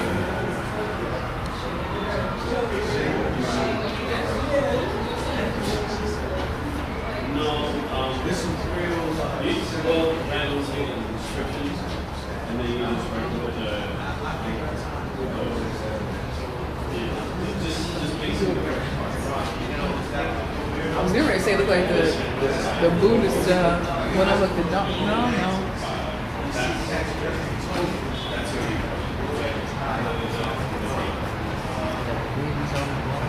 And there's one on this, yeah.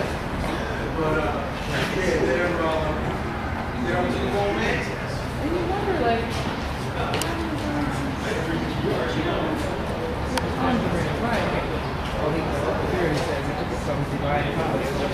Dante's Inferno, yeah. Probably bodies. Well, yeah, but they are in the netherworld. And then the baby's in the side. I know. So they got us like spiritually, man. They got the colorable stuff. They attack them every. Yeah, they cover all angles, huh? They cover all angles.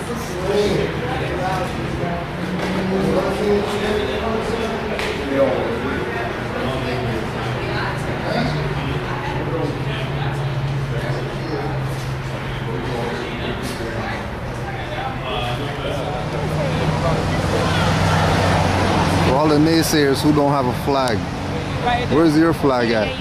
There's ours.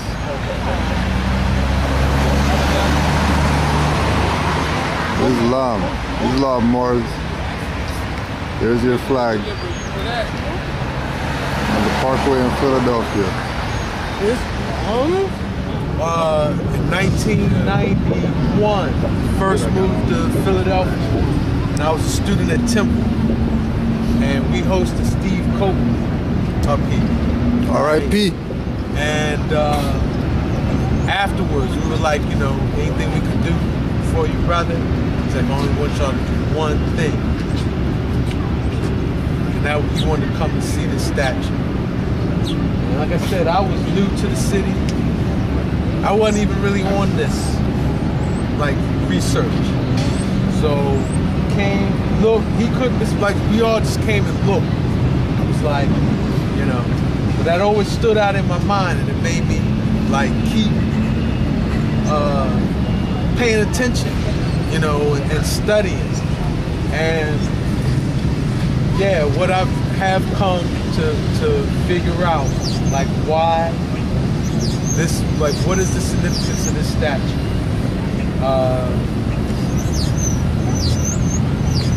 Say how to steal a birthright. It's 4 steps. First step, you gotta assassinate the matriarchal governor. Okay? Or the grandmother clan, you gotta dismantle it. Right?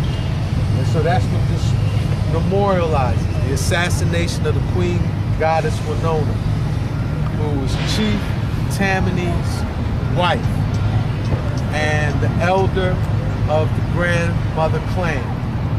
And I mentioned to you that she was a goddess beyond being a queen. She was a goddess, right? Where the one account they have of Chief Tammany referencing her. Chief Tammany's name means easy to talk to. And one of the colonizers asked her one day, why are you so easy to talk to? And he said, I had intercourse with a divine being. You know, so he's saying his wife was a goddess. And even when you see how she's depicted, facially, they got her as like a Greco-Roman goddess, right? I want you to notice too, though, she's holding a trident. Remember Jane Lee's prophecy. The daughter of Tyr, the daughters of Tyr shall be there with a gift. And Tyr was the Phoenicians, the Carthaginians, the worldwide navigating Moors, the daughters of Tyr. She's here holding a cornucopia. So that's what I'm saying. We have to read Jane Lee's prophecy. She puts a whole nother layer on the meanings of these things. How they really, you know, they say, speak your words into manifestation. Yeah, they did this thing. Because here, you can say the daughter of Tyr is here with a gift. And how do we know she's a daughter of Tyr? Even though her face is Greco-Romanized. Study her garments. They got indigenous, what they would call Native American patterns on it, you know? And her foot is chained. That's another significant thing about it too. Alright? And I know Set and Ra had suggested we really pay attention to the Tammany statue, his posture, his pose, the nature of the eagle. Here, he's on his ass, chilling, not paying attention, eagle down, guards down. What's he not paying attention to? These two colonizers creeping up on the queen goddess with this is the original cap up. He's tipping his cap. With one hand, he got a cloak dagger in the other, about to take her out. This other one's offering a wreath, saying, be a part of the Roman Empire, with one hand. The other, he's got a cloak dagger. Oh, I forgot to mention, I started talking about, like, she's a daughter of Tyr. How do we know? Also, beyond the garment, she's holding the trident, which, beyond representing the power of Neptune, we know represents Atlantic, oceanic navigation. Because I was thinking about Aquaman with the Aquaman as a trident. Right. Yeah. So she's saying she's empress of a transatlantic empire on this side. She has that government authority on this side. She's holding that scepter. Okay? So this is the queen goddess. We go on this side. Let's because we're gonna give like us time to like explore it. No, that's not right. And every time that we've come down here, right? We first was coming down, right? We'd be like, man, what the hell is Ben Franklin looking at? What is this mystery here with this dude, right? Now, we could say he's looking away from the assassination, acting like, you know, I ain't see no evil. Out of sight, out of sight, out of mind. Out of sight, out of mind. Like I'm not in it, right? So he could be doing that. He could be looking at Fairmount, because right, this is the Museum of Art. But this mound right here, this is the most sacred earth mound of Lenape-Hokin. This is where we said, what we do here happens to full participation of the earth. Okay? So he could be looking at that, looking at the powers of that, right? Or he could be looking at the art museum, right? Which is beyond being a museum. It's really, this is another temple, like how we said City Hall is a temple. This is designed to be a Greek temple to the Muses. And again, to build on that story we were talking about at the gates of hell. Their architecture, archetype symbols, they're telling a real deep story. Actually, the continuation of the Clash of the Titans. Okay? What they're saying is, Ben Franklin opened up the gates of hell. released the Titans, the Nephilim. And they have taken over Mount Olympus, which is right here. This is supposed to be Mount Olympus. And y'all know a brother designed this, Horace Trumbo. Am I pronouncing it right? Horace Trumbo. But anyway, it's a temple. It's got two entrances. One is an immortal entrance. God's enter. That's the one up these steps. These are the famous Rocky steps. I know y'all know that. So you run up here, you see him doing the Rocky pose, and the brother Ampu, he got a whole deep science on that, you know, as far as Balboa being a serpent, you know. He's got a lot of deep science with it. Check out Ampu, Philadelphia Exposed. He got a classic DVD. He's really, like, I did some works with Ampu. We collaborated like in 2011, 2012, you know. He really is like the trailblazer with this. He's the first one who came out with a DVD, Philadelphia Exposed. It's classic. I know Black and Nobel carry it. I don't know if it's on YouTube yet, you know. But like I say, when I come out with Set and Rod, I usually get to decode a deeper level. And the last time we was out here, I really think we cracked what Franklin's looking at. It's tied in with that same artist, Jocks Lipschitz. This guy's name. Got the statue of us in the torture poses holding up William Penn. He's got the statue Spirit of Enterprise, we're ultimately going to end up at How to Steal a Birthright. And then there's a very small statue right up there in front of the immortal entrance to the art museum called Prometheus Strangling the Vulture. So, the story they're telling with the Clash of the Titans is that the Olympians, the gods, are actually trapped. It's like a home invasion. They trapped in the temple. They're up there. We'll see them up on that panel up there, right? Their entrance is blocked by Prometheus fighting with the vulture, right? The mortal side's on the back side. We're going to walk by there. Mortal side's open. People can go in and out there. But on the side of it, the Nephilim that were freed from the gates of hell, they munching on the mortals coming in and out, right? And so the Clash of the Titans continues. And how does this all tie in? This is what Ben Franklin this is what he's looking at. This was his inspiration. Prometheus is his muse. Because that Prometheus statue is directly aligned with you. And it's a small statue. That's why it's escaped.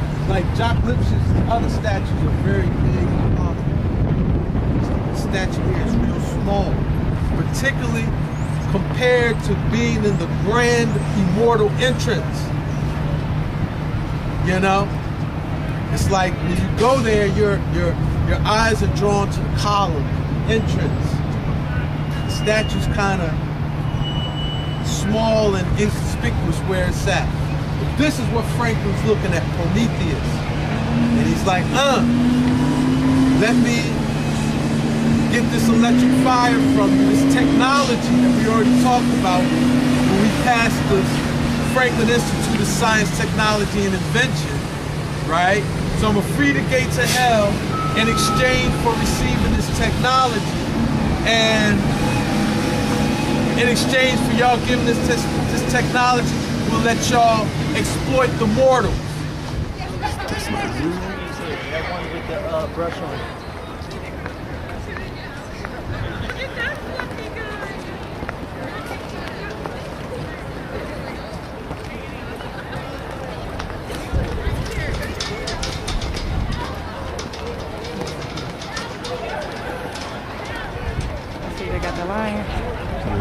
They got that flirt, mate. Knowing the tradition of Ben Franklin getting this quote-unquote discovering electricity. This Prometheus was his muse. This is what has his attention. This is what he was looking at. The ultimate mystery of what he was looking at on that thing. So, there's the Olympians, right? Keep it moving. Let's go around. Yeah. On the other side. He shot us right through the door.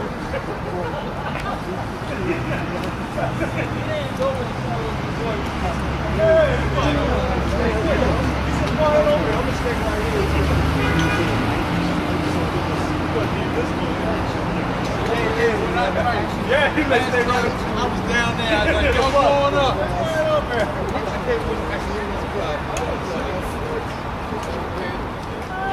They were living here by their people. Oh, okay.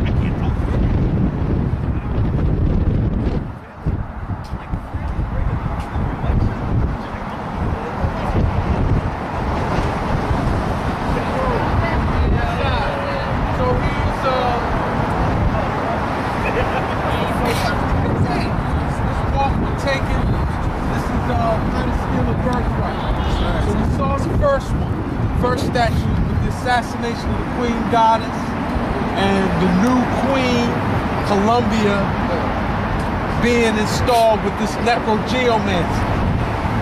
This is step 2, and isolate the Lenape woman or the indigenous woman and spawn your seed in her. So you got a Lenape woman, and when you look at her, you see the native indigenous in her, right? But she's not with a king. She's not with a sachem. She's by herself. Ready to fight. Yeah, she's got her tomahawk, but it's down. Yeah. You know, it's pointed down. She got 2 youth. One is looking to suckle, like looking for nurturance and security. The other one's looking for security, like scared. Yeah. You know. And they've been Europeanized. The children look more European than the mother. Yeah. So I forgot is the name of this on there? It's like something with the Stone Age or something. What's under her? Is that might be in that little seal at the bottom. It's a little seal. This is called the Centennial. Maybe if it's not Centennial, no, it's not Centennial Hall. But these are all Centennial memorials. These were made when Philadelphia had its 100th year birthday. And there was a World's Fair here in Philadelphia. It was a very big thing. Because, you know, one thing that we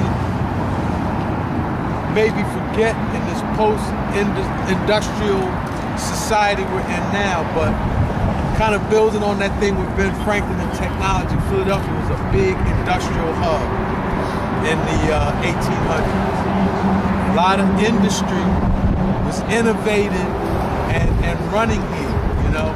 So Philadelphia on the world stage really was, like, for a while, an example of the modern metropolis.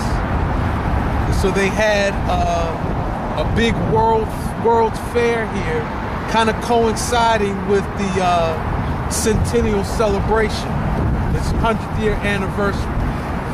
A lot of the things that, a lot of the statues and memorials we'll see along here was built during that time.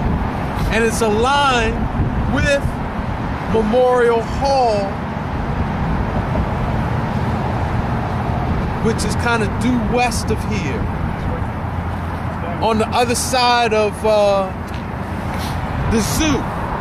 So the zoo is right across there. And it's my understanding the zoo was Ben Franklin's lab. His experimental lab is what morphed into the zoo. All right? And rum. Of course, they don't have the rum depicted here, but they do got the tobacco. We have an isolated statue. He's not with his wife. He's not with his children. He's by himself.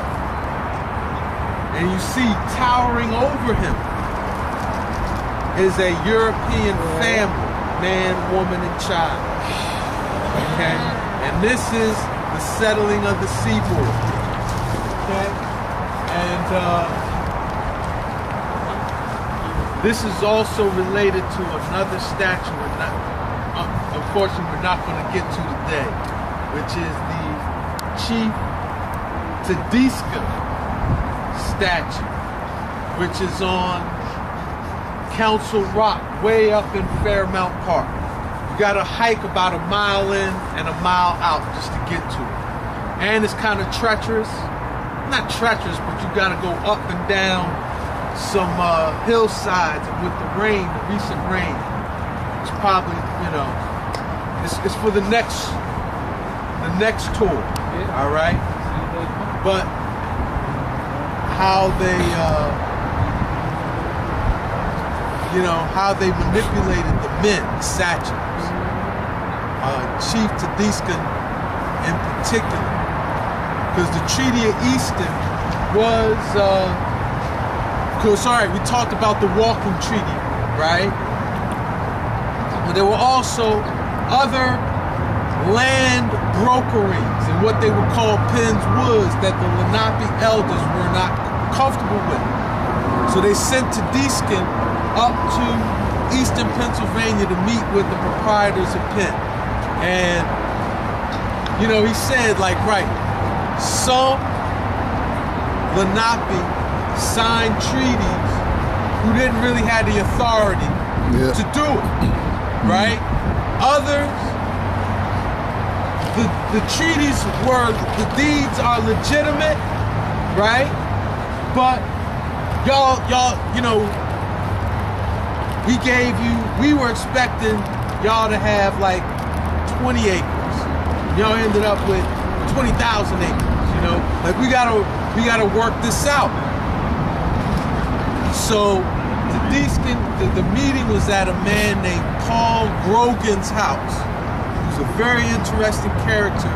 We all need to study more because he was Celtic in heritage. His Celtic heritage allowed him to translate Algonquin. Okay? And what I think that comes out of is they say the 10 tribes, when they came over here seeking refuge, it wasn't a direct transatlantic voyage like we think of. But they actually migrated up into the British Isles, took a 2-day sail to Greenland, a 2-day sail to Iceland, a 3-day sail to Newfoundland, and then migrated down. And even when you look at the language dispersal of Algonquin speakers, right? It's like the concentration starts in the northeast and kind of works west and south. That's what, you know. So, but this dude, Paul Grogan, is who hosted the Treaty of Easton. And all the while he was plying Tadiskin with rum and tobacco, rum and tobacco, rum and tobacco. Because Tadiskin went up there saying, and this shows like the whole thing of the grandmothers being the decision makers and the sachems being more like representatives. Because he said, I'm not here to make no decisions or sign no deeds or treaties. I'm here to listen and see what claims y'all have, what deeds you have. And I got to take this, go back and recorded. And they just kept wearing him down, day after day. Like, look, just look at the treaties here, and let's just do this here, you know? And after about the 4th or 5th day, he finally said, okay, on the condition that he gets a secretary to record the way his understanding of it was. Because they had prior negotiations. And when the English settlers kind of played those negotiations out different than what the Lenape were expecting, and they were like, nah, this isn't what we agreed to. The English settlers said, hold up, our secretary wrote down everything and pulled out a document that a secretary had written, right? So they were like, all right, you got us, right? So Tedescan was thinking, all right, damn, y'all, y'all not gonna let me go until we do this thing. All right, well, give me a secretary and we'll make it happen. His secretary was Charles Thompson, who was the secretary for the Continental Congress. He's the one who wrote the Declaration, Constitution, actually, penned it. He also designed the Great Seal of the United States, right? So we'll never know really what Tedescan agreed to, really. Even though Charles Thompson is said to have documented it. Because another thing Paul Grogan did, hosting him, gave him bedding with smallpox. So he died before he made it back to Philadelphia. But Charles Thompson came representing him with a document saying that Tedescan signed off on all the deeds that they presented as valid. And Tedescan had gone up there with a wampum belt also that they had tricked him out of, saying the proprietors of Penn wanted to see it and study it. They never gave it back to him. When he passed, they just gave it to Charles Thompson. So Charles Thompson came back to Philly with a wampum belt and these notes that he said were Tedescan's, claimed all the deeds were valid. Y'all gotta roll west of the Alleghenies. Stealing our prophetic birthright to advance Rome's crusade. Alright? So this is what we're looking at. Here is the Lenape. Here's his face, head, he's wearing an apron. Those are his feet. Can y'all see that? He's got locks. This is his face. Right here. He's got locks coming down here. Y'all see that, right? Alright. You see you got this giant dude in scout's pose. So he's got what you would call an Indian spirit. Alright? So the Lenape's on his back. With his arms, he's holding up a giant dude. With the feet, he's holding up an eagle. The giant dude's got a caduceus, which we mentioned. That's Imhotep's staff. 2 intertwining serpents. You can see the serpent's head right here. But the serpents have also left the staff. They're not in that intertwined state. One serpent is coming down here and is wrapped around the belly of the Algonquin. That's what these things are right here. You can see the serpent touching the eagle and then going up on the giant dude, right? So that's what's on this side. Now let's get on the other side. That's the way they got it. I'm sorry, it does just look like, what's going on here?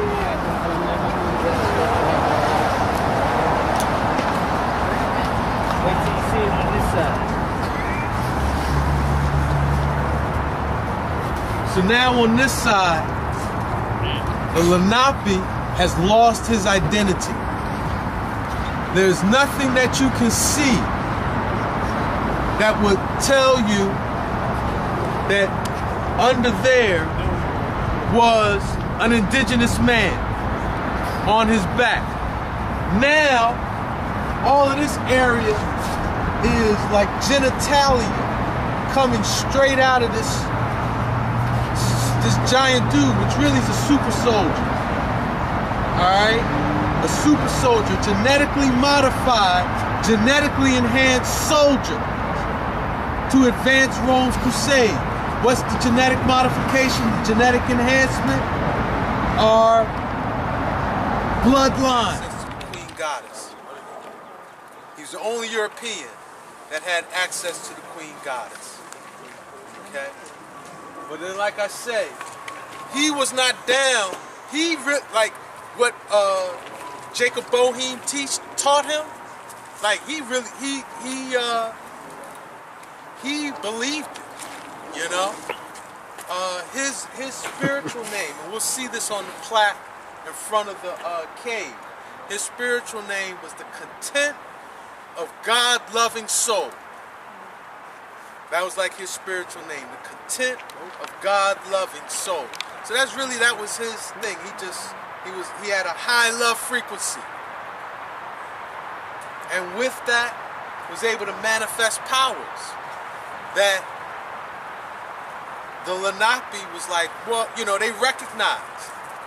And then, you know, William Markham was able to manipulate. Because again, when we see where the Hermit's Cave is, and we see where Lover's Leap is, the only natural conclusion that we can come up with is that the Queen Goddess Winona came here to meet Kelp and whoever he was here with, who my feeling was William Markham. Okay? Whose name, you know, his name has come up several times because really he is the mastermind and orchestrator of a lot of what we're talking about, right? And again, what was his reward for doing this? The state of Delaware. And remember his first title, he was the first Delaware of Penn's Woods, which is a title in the King's Court. You know, governor of an important province. That's what the Delaware is. Okay? So we can head on down.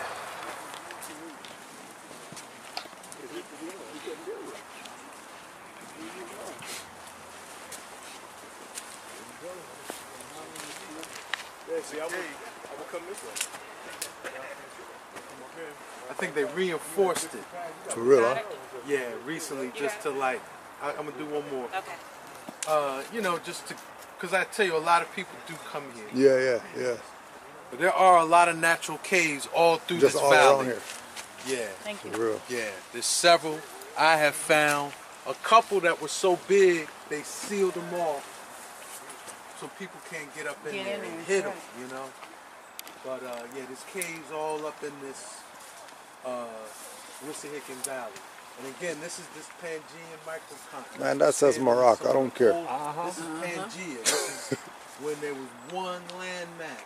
This land was a part of that, you know? Yeah. I want to get their glyphs too. Since they think they're slick. Yeah, they really think they're. They really think they're slick. You got the scarab. The American Order of the Rosy Cross. A. Mort. You ever watch Curse of the Oak Island? What is it? The Curse of the Oak Island. Nah, I'm not familiar. All right. Go ahead. Huh. I got it from there. Curse of Oak Island. It's a film? It's a series. A series. All right, what's it coming on? I think it's one of the History Channel. All right, History. All right. You got Ma'at up there and everything, yo. The hell? Yeah, Ma'at. This is Kepa Ra. Yeah, Kepa Ra and everything. Right, crazy. For the creed or the word of Ma'at. They got the they're two opposing triangles, but they're not made into the Star of David. Yeah. But they do got them here. They both got 4 quarters. The Red Cross. So yeah, here's the spirit name, the contented of God-loving soul. First Rosicrucian colony in America, then known as the Monks of the Ridge. Yeah, and there's a stream that comes out right there too. In recent times, it's not as flowing as it used to, you know. Like you could used to be able to sit here and hear the water kind of bubbling out, you know. But it's not really like that in recent years, you know.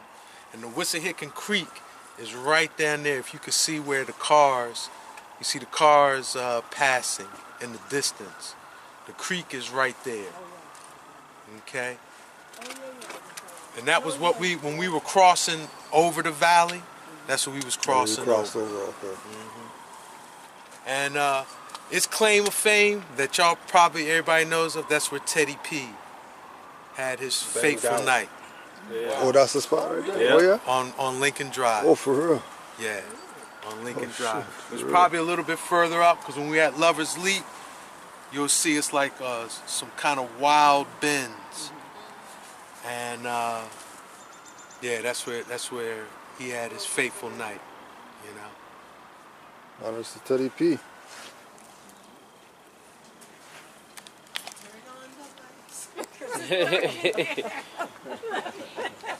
That's the kind of energy going in there with. Probably not seeing shit in there. Nothing slippery? I smell someone sick. Hey, you got some sage? Yeah, you got some sage. Yeah, you should bless it up while we're here.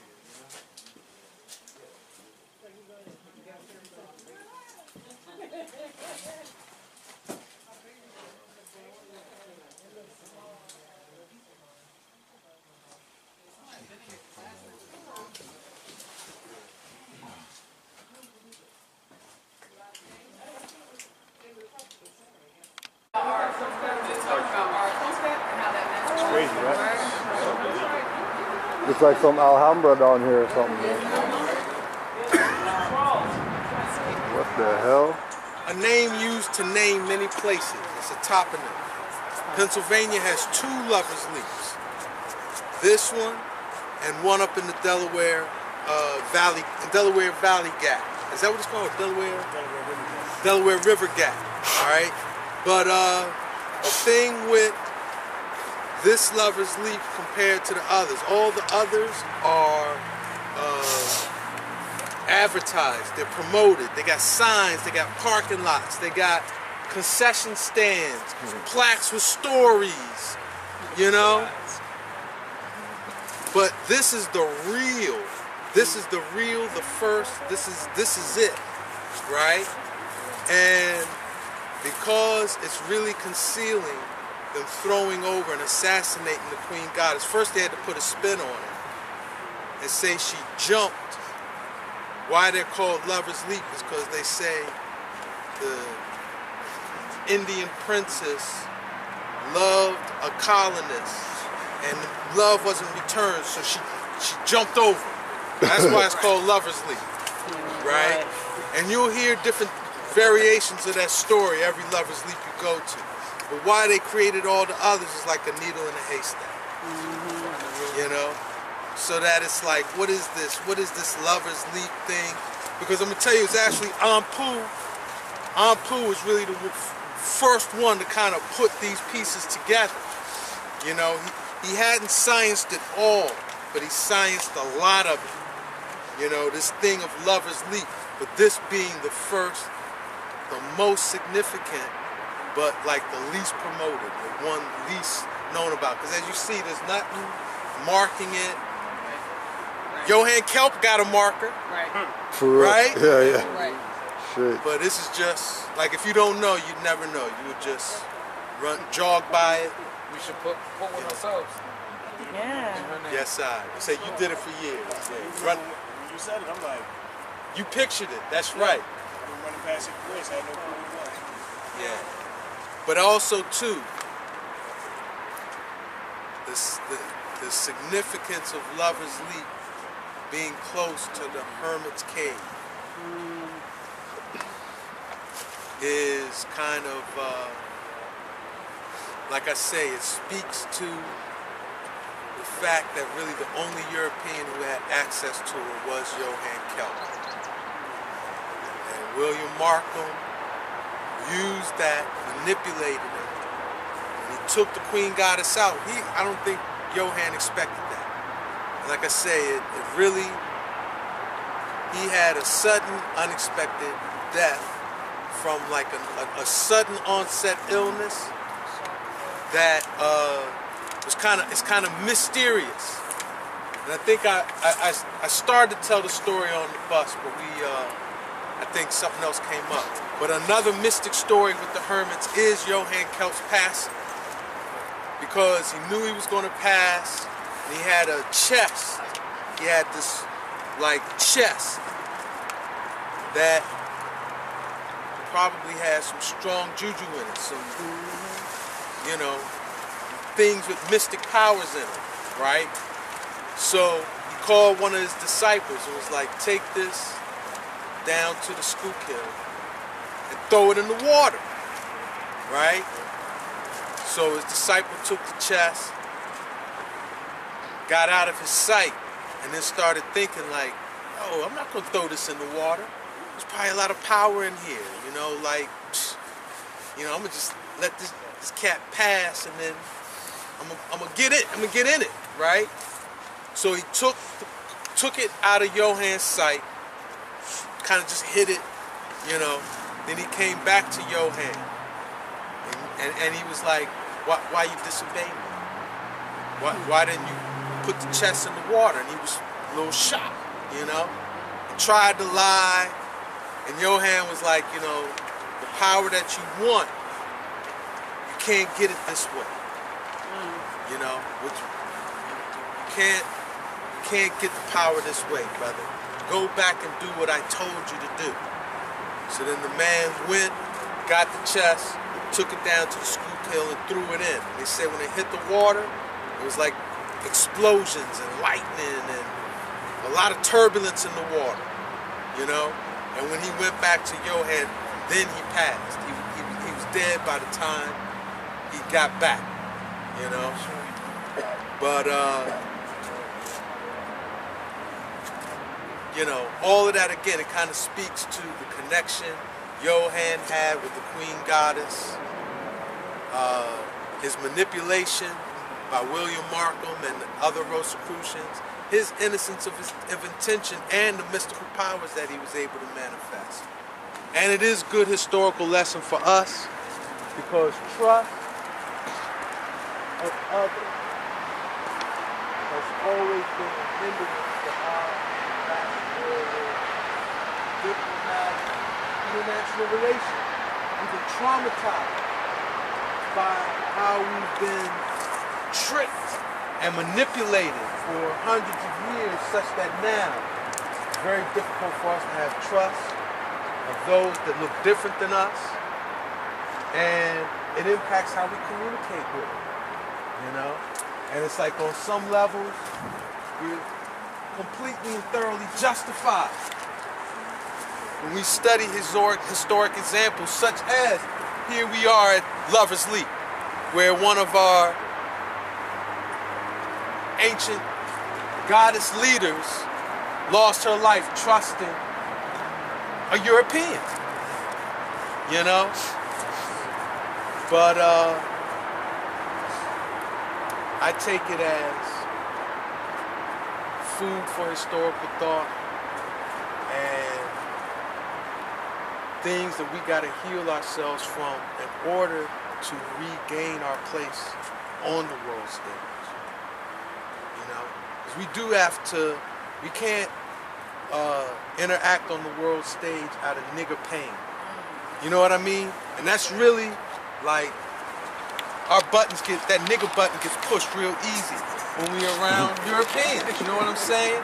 And they act like, you know, we around that get out environment, you know, and they acting all fake, in front of us. It's hard to stay in your noble state, you know? And I can't help but think about them things when we're on this part of the tour, you know? Because we do got to get over, if we want to get out of this condition. Get out. Right? We do got to retake our place on the world stage. Yeah. And we have to be noble. And the way we talk, and the way we carry ourselves on that world stage, you know? And like you say, you can't help but think about it when you hear, you know? So I know I've done a lot of talking. Y'all been a great group. Y'all done a lot of listening, and y'all been present and with us, so I give thanks, you know? And I thoroughly enjoyed today. Enjoyed being with y'all. You know, Canaan. We got a lot of out-of-towners, not just Canaanland, but I found a sister from Ohio. Who else is not from Philly? Rochester, New York. Where? DC. Yeah, give thanks. This is for yes. This is fulfillment of this is fulfillment of prophecy. You know, different ones coming and doing these works and these reasonings in these times. You know, they said this was going to happen. So yeah, we give thanks that we are the ones making it happen. You know, and yeah, give thanks. I've learned. I've already peeped some things when we was down by the Art Museum and River Ride. I peeped some new things that, all right, I know I gotta start researching this and having a good time. I'm with the brethren doing these tours, you know. So, give thanks. It's love. Let's do something different. Huh? Let's do something different. We don't have no wrong. All right. Yeah. Let's pour some libations. You gotta pour, yes side, for the Queen Goddess, yes side. So glory to word, glory to sound, and glory to power. As it was in the beginning, let it be right here, right now, in this divine time, in this sacred space. One love, one heart, one mind, one soul, one God, one aim, one destiny. Ashe? Ashe. Yes side. Let's give thanks to that omniversal awareness known by many names. Some know him as Allah, some know him as Jah, some know him as Ra, Onyame, Olodumare. Give thanks, Most High. Give thanks for our life, health, and strength. Give thanks for our knowledge, wise mind, overstanding. Give thanks for our faith, love, and charity. And give thanks for our food, clothing, and shelter. Ashe. Yes, we want to honor ancestors that are with us today. Mothers of our mothers. Ashe. And fathers of our fathers. Ashe. Yes, those that are by our left. Ashe. And those that are by our right. Ashe. Yes, those that is from Africa. Ashe. And those that are from the Americas. Ashe. Yes, I want to especially acknowledge Queen Goddess.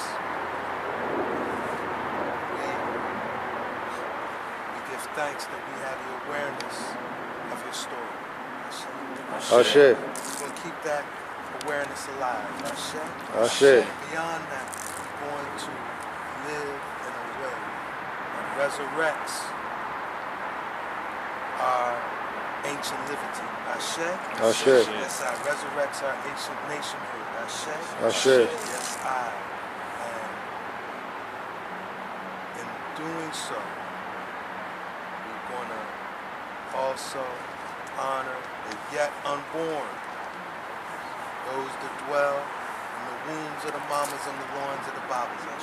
So we're going to resurrect this ancient nation for your sake, so that you can come into a place worthy of your presence. Ashe. Ashe. Ashe. Ashe. Ashe.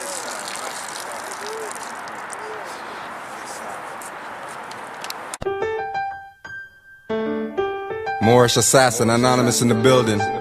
All Moroccans. What? Think I fell off or fell out, but when I yell out, I ain't afraid to tell the sellouts to get the hell out of the temple. You defile your temple, get the shell out. It's contaminated, get the smell out. You overrated, and I know you hate it. What does Canaanland Moors do? More rich works for national progress and Moors do. Not need no fighting on YouTube to get views. We elevating minds, revealing more jewels. So who got next on the Pro Tools? Yes, my bar's next rhyme is the Moors on the rise, so you get where I'm coming from. Young Moors say they thirsty and hungry for knowledge. Most of us never been university or college. We study the universe that ancestors pay homage. And when I say that I'm on it, yo, I'm on it. For better or worse, I make that promise, I carry out the works for my holy prophet. Stop it, if you think you can. This topic is way over your head, and most talk shit cause they can't comprehend. An optic illusion is what they see instead. Most talk shit cause they can't comprehend. An optic illusion is what they see instead, huh? Read through, it's just info. No, we never been po. Paper to the people, nature hold the sequel. Until the mind reads decline from divine. Stuck in time, missing signs, oh the line is the people. And yes, I want you for your heads up. This your birthright, light torch, wake up. I'm on the raise up, playing got the stakes up. My fire till the Jake's cut, many are just caked up. They say in God we trust, but really and truly all we got is us. And you can't fool me, I know God is us. And we unruly, from the womb corrupt. Take off the veil, the facade is up. Move like turtle and snails in a barrage of muck. Like Chestermate still in a mirage we stuck. Still I know we gon' prevail, cause Allah is what? More praise do be to Allah. We shouted out records from scriptures on the wall. Before that, look to the stars, no holds barred. Timeless, limitless, and it goes far. Yo, it's coming like stories show fraud. Opposites on the planet, with humans that work hard planning to have it. It's all my excavation. You took my birthright, poured quad. Yo, maybe for your bloodline, maybe for the oath that you took or the contract you signed. Constitutional fraud, boy, sign line to get sidelined. I come from seeds of divine lines. Seeds of divine lines. Yeah, you know what it is already. Yeah, you already know what it is. You could hate, you could appreciate. We could appreciate. We keep doing what we do. Stop it. From the womb, from the womb. Never to the tomb. On Judgment Day. Okay? So this was why Philadelphia was born, right? A lot of people say Philadelphia was named Philadelphia because it means city of brotherly love and sisterly affection, right? And that comes from the term Philadelphia, right? Philadelphia in Greco-Roman mythology embodied the love shared between Castor and Pollux, the Gemini twins. Okay, so that's where the meaning of that's associated with the word Philadelphia, meaning brotherly love, right? But Penn didn't name Philadelphia because of that. He named Philadelphia because of Philadelphia's place in biblical prophecy, where we know there was a message to 7 churches. In Revelations chapter 3, 6 of them churches received like a harsh judgment. Like when Judgment Day comes, yeah, it's like it's over for you. For ABC 1, 2, 3, things you've done. The only community or church that received the beneficent prophecy on the day of judgment was Philadelphia, the Church of Philadelphia. And prophecy is remembered as the congregation that kept the faith. That full prophecy, we need to, like we all need to know that prophecy, because it's a deep prophecy. That's the prophecy that says, beware the Jews who say they are Jews but are not, but are the synagogue of Satan. This is the prophecy that says, yeah, we know that you are of little strength, but I'm going to open a door that which I'm going to give you the key of David. And with that, any door you open, no one can close. And Any door you close, no one can open. It's a very powerful prophecy, the fullness of it. But it's Revelation verse 10 that Penn was really naming Philadelphia to manipulate the most, which says, because you've kept my command to endure patiently, I'm going to keep you safe in the hour of trial that is going to come upon the whole earth. So, I'm opening up by sharing this because order that came over here, we're going to go to the cave today, Johann Kelp. Name of his order was the Society of the Woman in the Wilderness. Okay, so they knew what this land was in prophecy. And we're on the 40th parallel. And we know the mystical dimensions of 40, biblically. Right? Noah with the 40 days and 40 nights on the ark. And Yasu's fasted for 40 days in the desert. And, you know, it's a whole lot. 40s. But why? Because this land, and what's significant about this being the 40th parallel in the wilderness, this land is immune from natural disaster. So that is why they chose this land to birth a place that was going to be saved on Judgment Day. Because no natural disaster has ever occurred here, and no natural disaster ever will. And that's why this was the indigenous capital of the Lenape, Shaxamoxin, the place where the kings meet, you know? So all Algonquin speakers on the northeast, going up through, you know, what's Maine today, parts of Newfoundland, down into the Carolinas, 13 federated Algonquin clans, this land was the capital for the same reason, you know? It's a place immune from natural disaster. And it's the 40th parallel of the wilderness and prophecy. So that's why they chose this place. But then to really secure that prophecy, to really secure the inversion of that prophecy, they also had to do one thing. They had to steal the prophetic birthright of the so-called lost 10 tribes who were here. And that was another great mystery that Christian Rosencreuz learned in Fez, Morocco, that this was a sanctuary. This was like the sanctuary city, you know, all that. This was the original sanctuary city from Rome, meaning lost 10 tribes ended up over here and was actually, and this is what from, you know, because we should have mentioned that, right, we got royal guests with us, the Canaanland Moors is in the house, you know, but from the time I was building with them, I really had to study and research the relationship between Israel and really ultimately what Philadelphia was. The birth of Philadelphia is an act of magic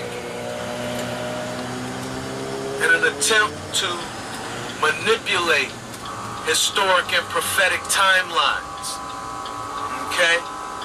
And how they're attempting to manipulate prophecy is by birth in Philadelphia. They want to invert that prophecy of grace on Judgment Day such that it will fall on the Roman Empire. Okay? So that's what the birth of Philadelphia was all about. Inverting the prophecy of grace through judgment in such a way that that prophecy would be inverted and fall on Rome.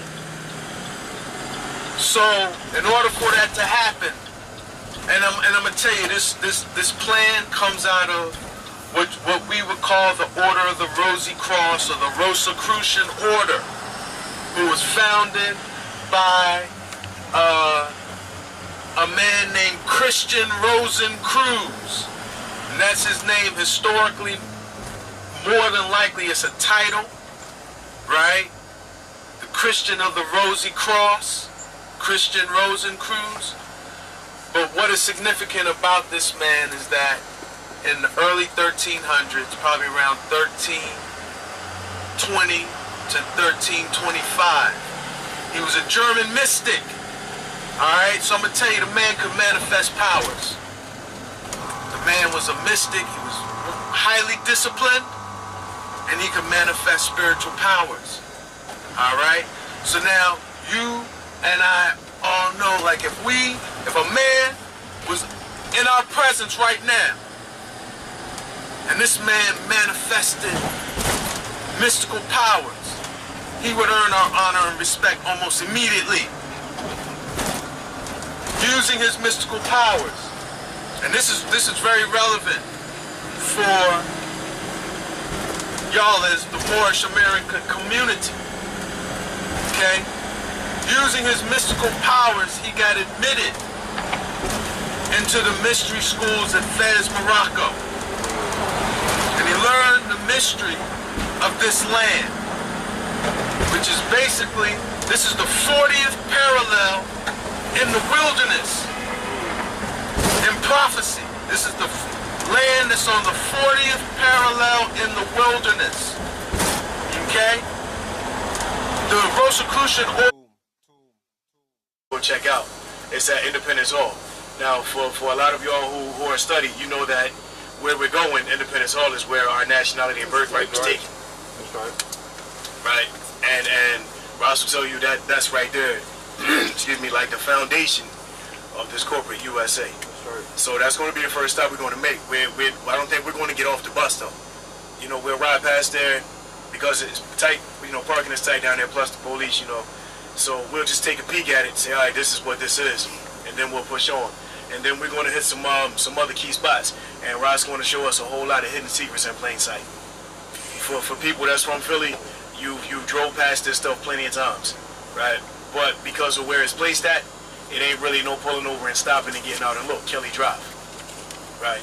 So we'll check all that stuff out, and then we'll head up to Wissahickon Valley Park, and we're going to check out some stuff in the park. So hopefully it warms up a little bit by then, and the ground is a little dry because we're going to be in the park.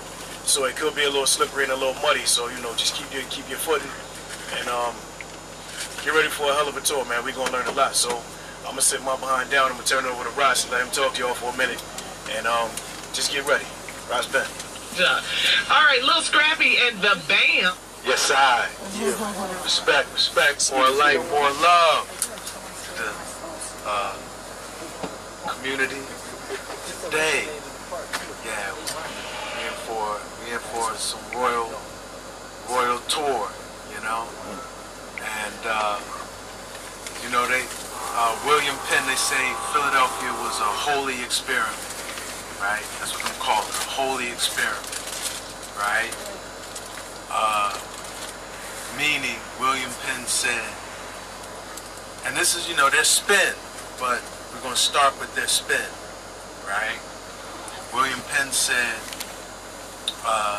Philadelphia is going to be a holy experiment where we're going to make it a place where all the churches of London, or all the European churches, as well, like it was supposed to be a colony where all the churches of London, all the churches of Europe could practice their thing freely, as well as live in oneness with the indigenous of the land, right? And that it was going to be a holy experiment because if they did this thing successfully, right, set up a society where basically everyone, regardless of like if you're indigenous or European or whatever church you are in Europe, then this place will be saved.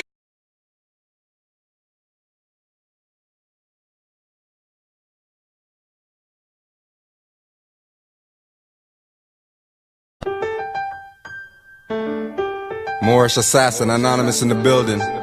All Moroccans. What?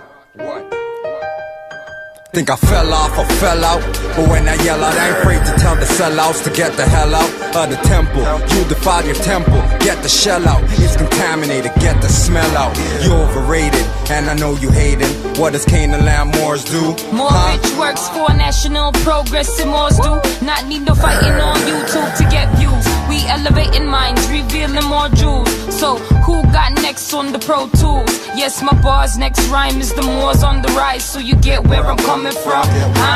Young Moors say they thirsty and hungry for knowledge. Most of us never been university or college. We study the universe that ancestors pay homage.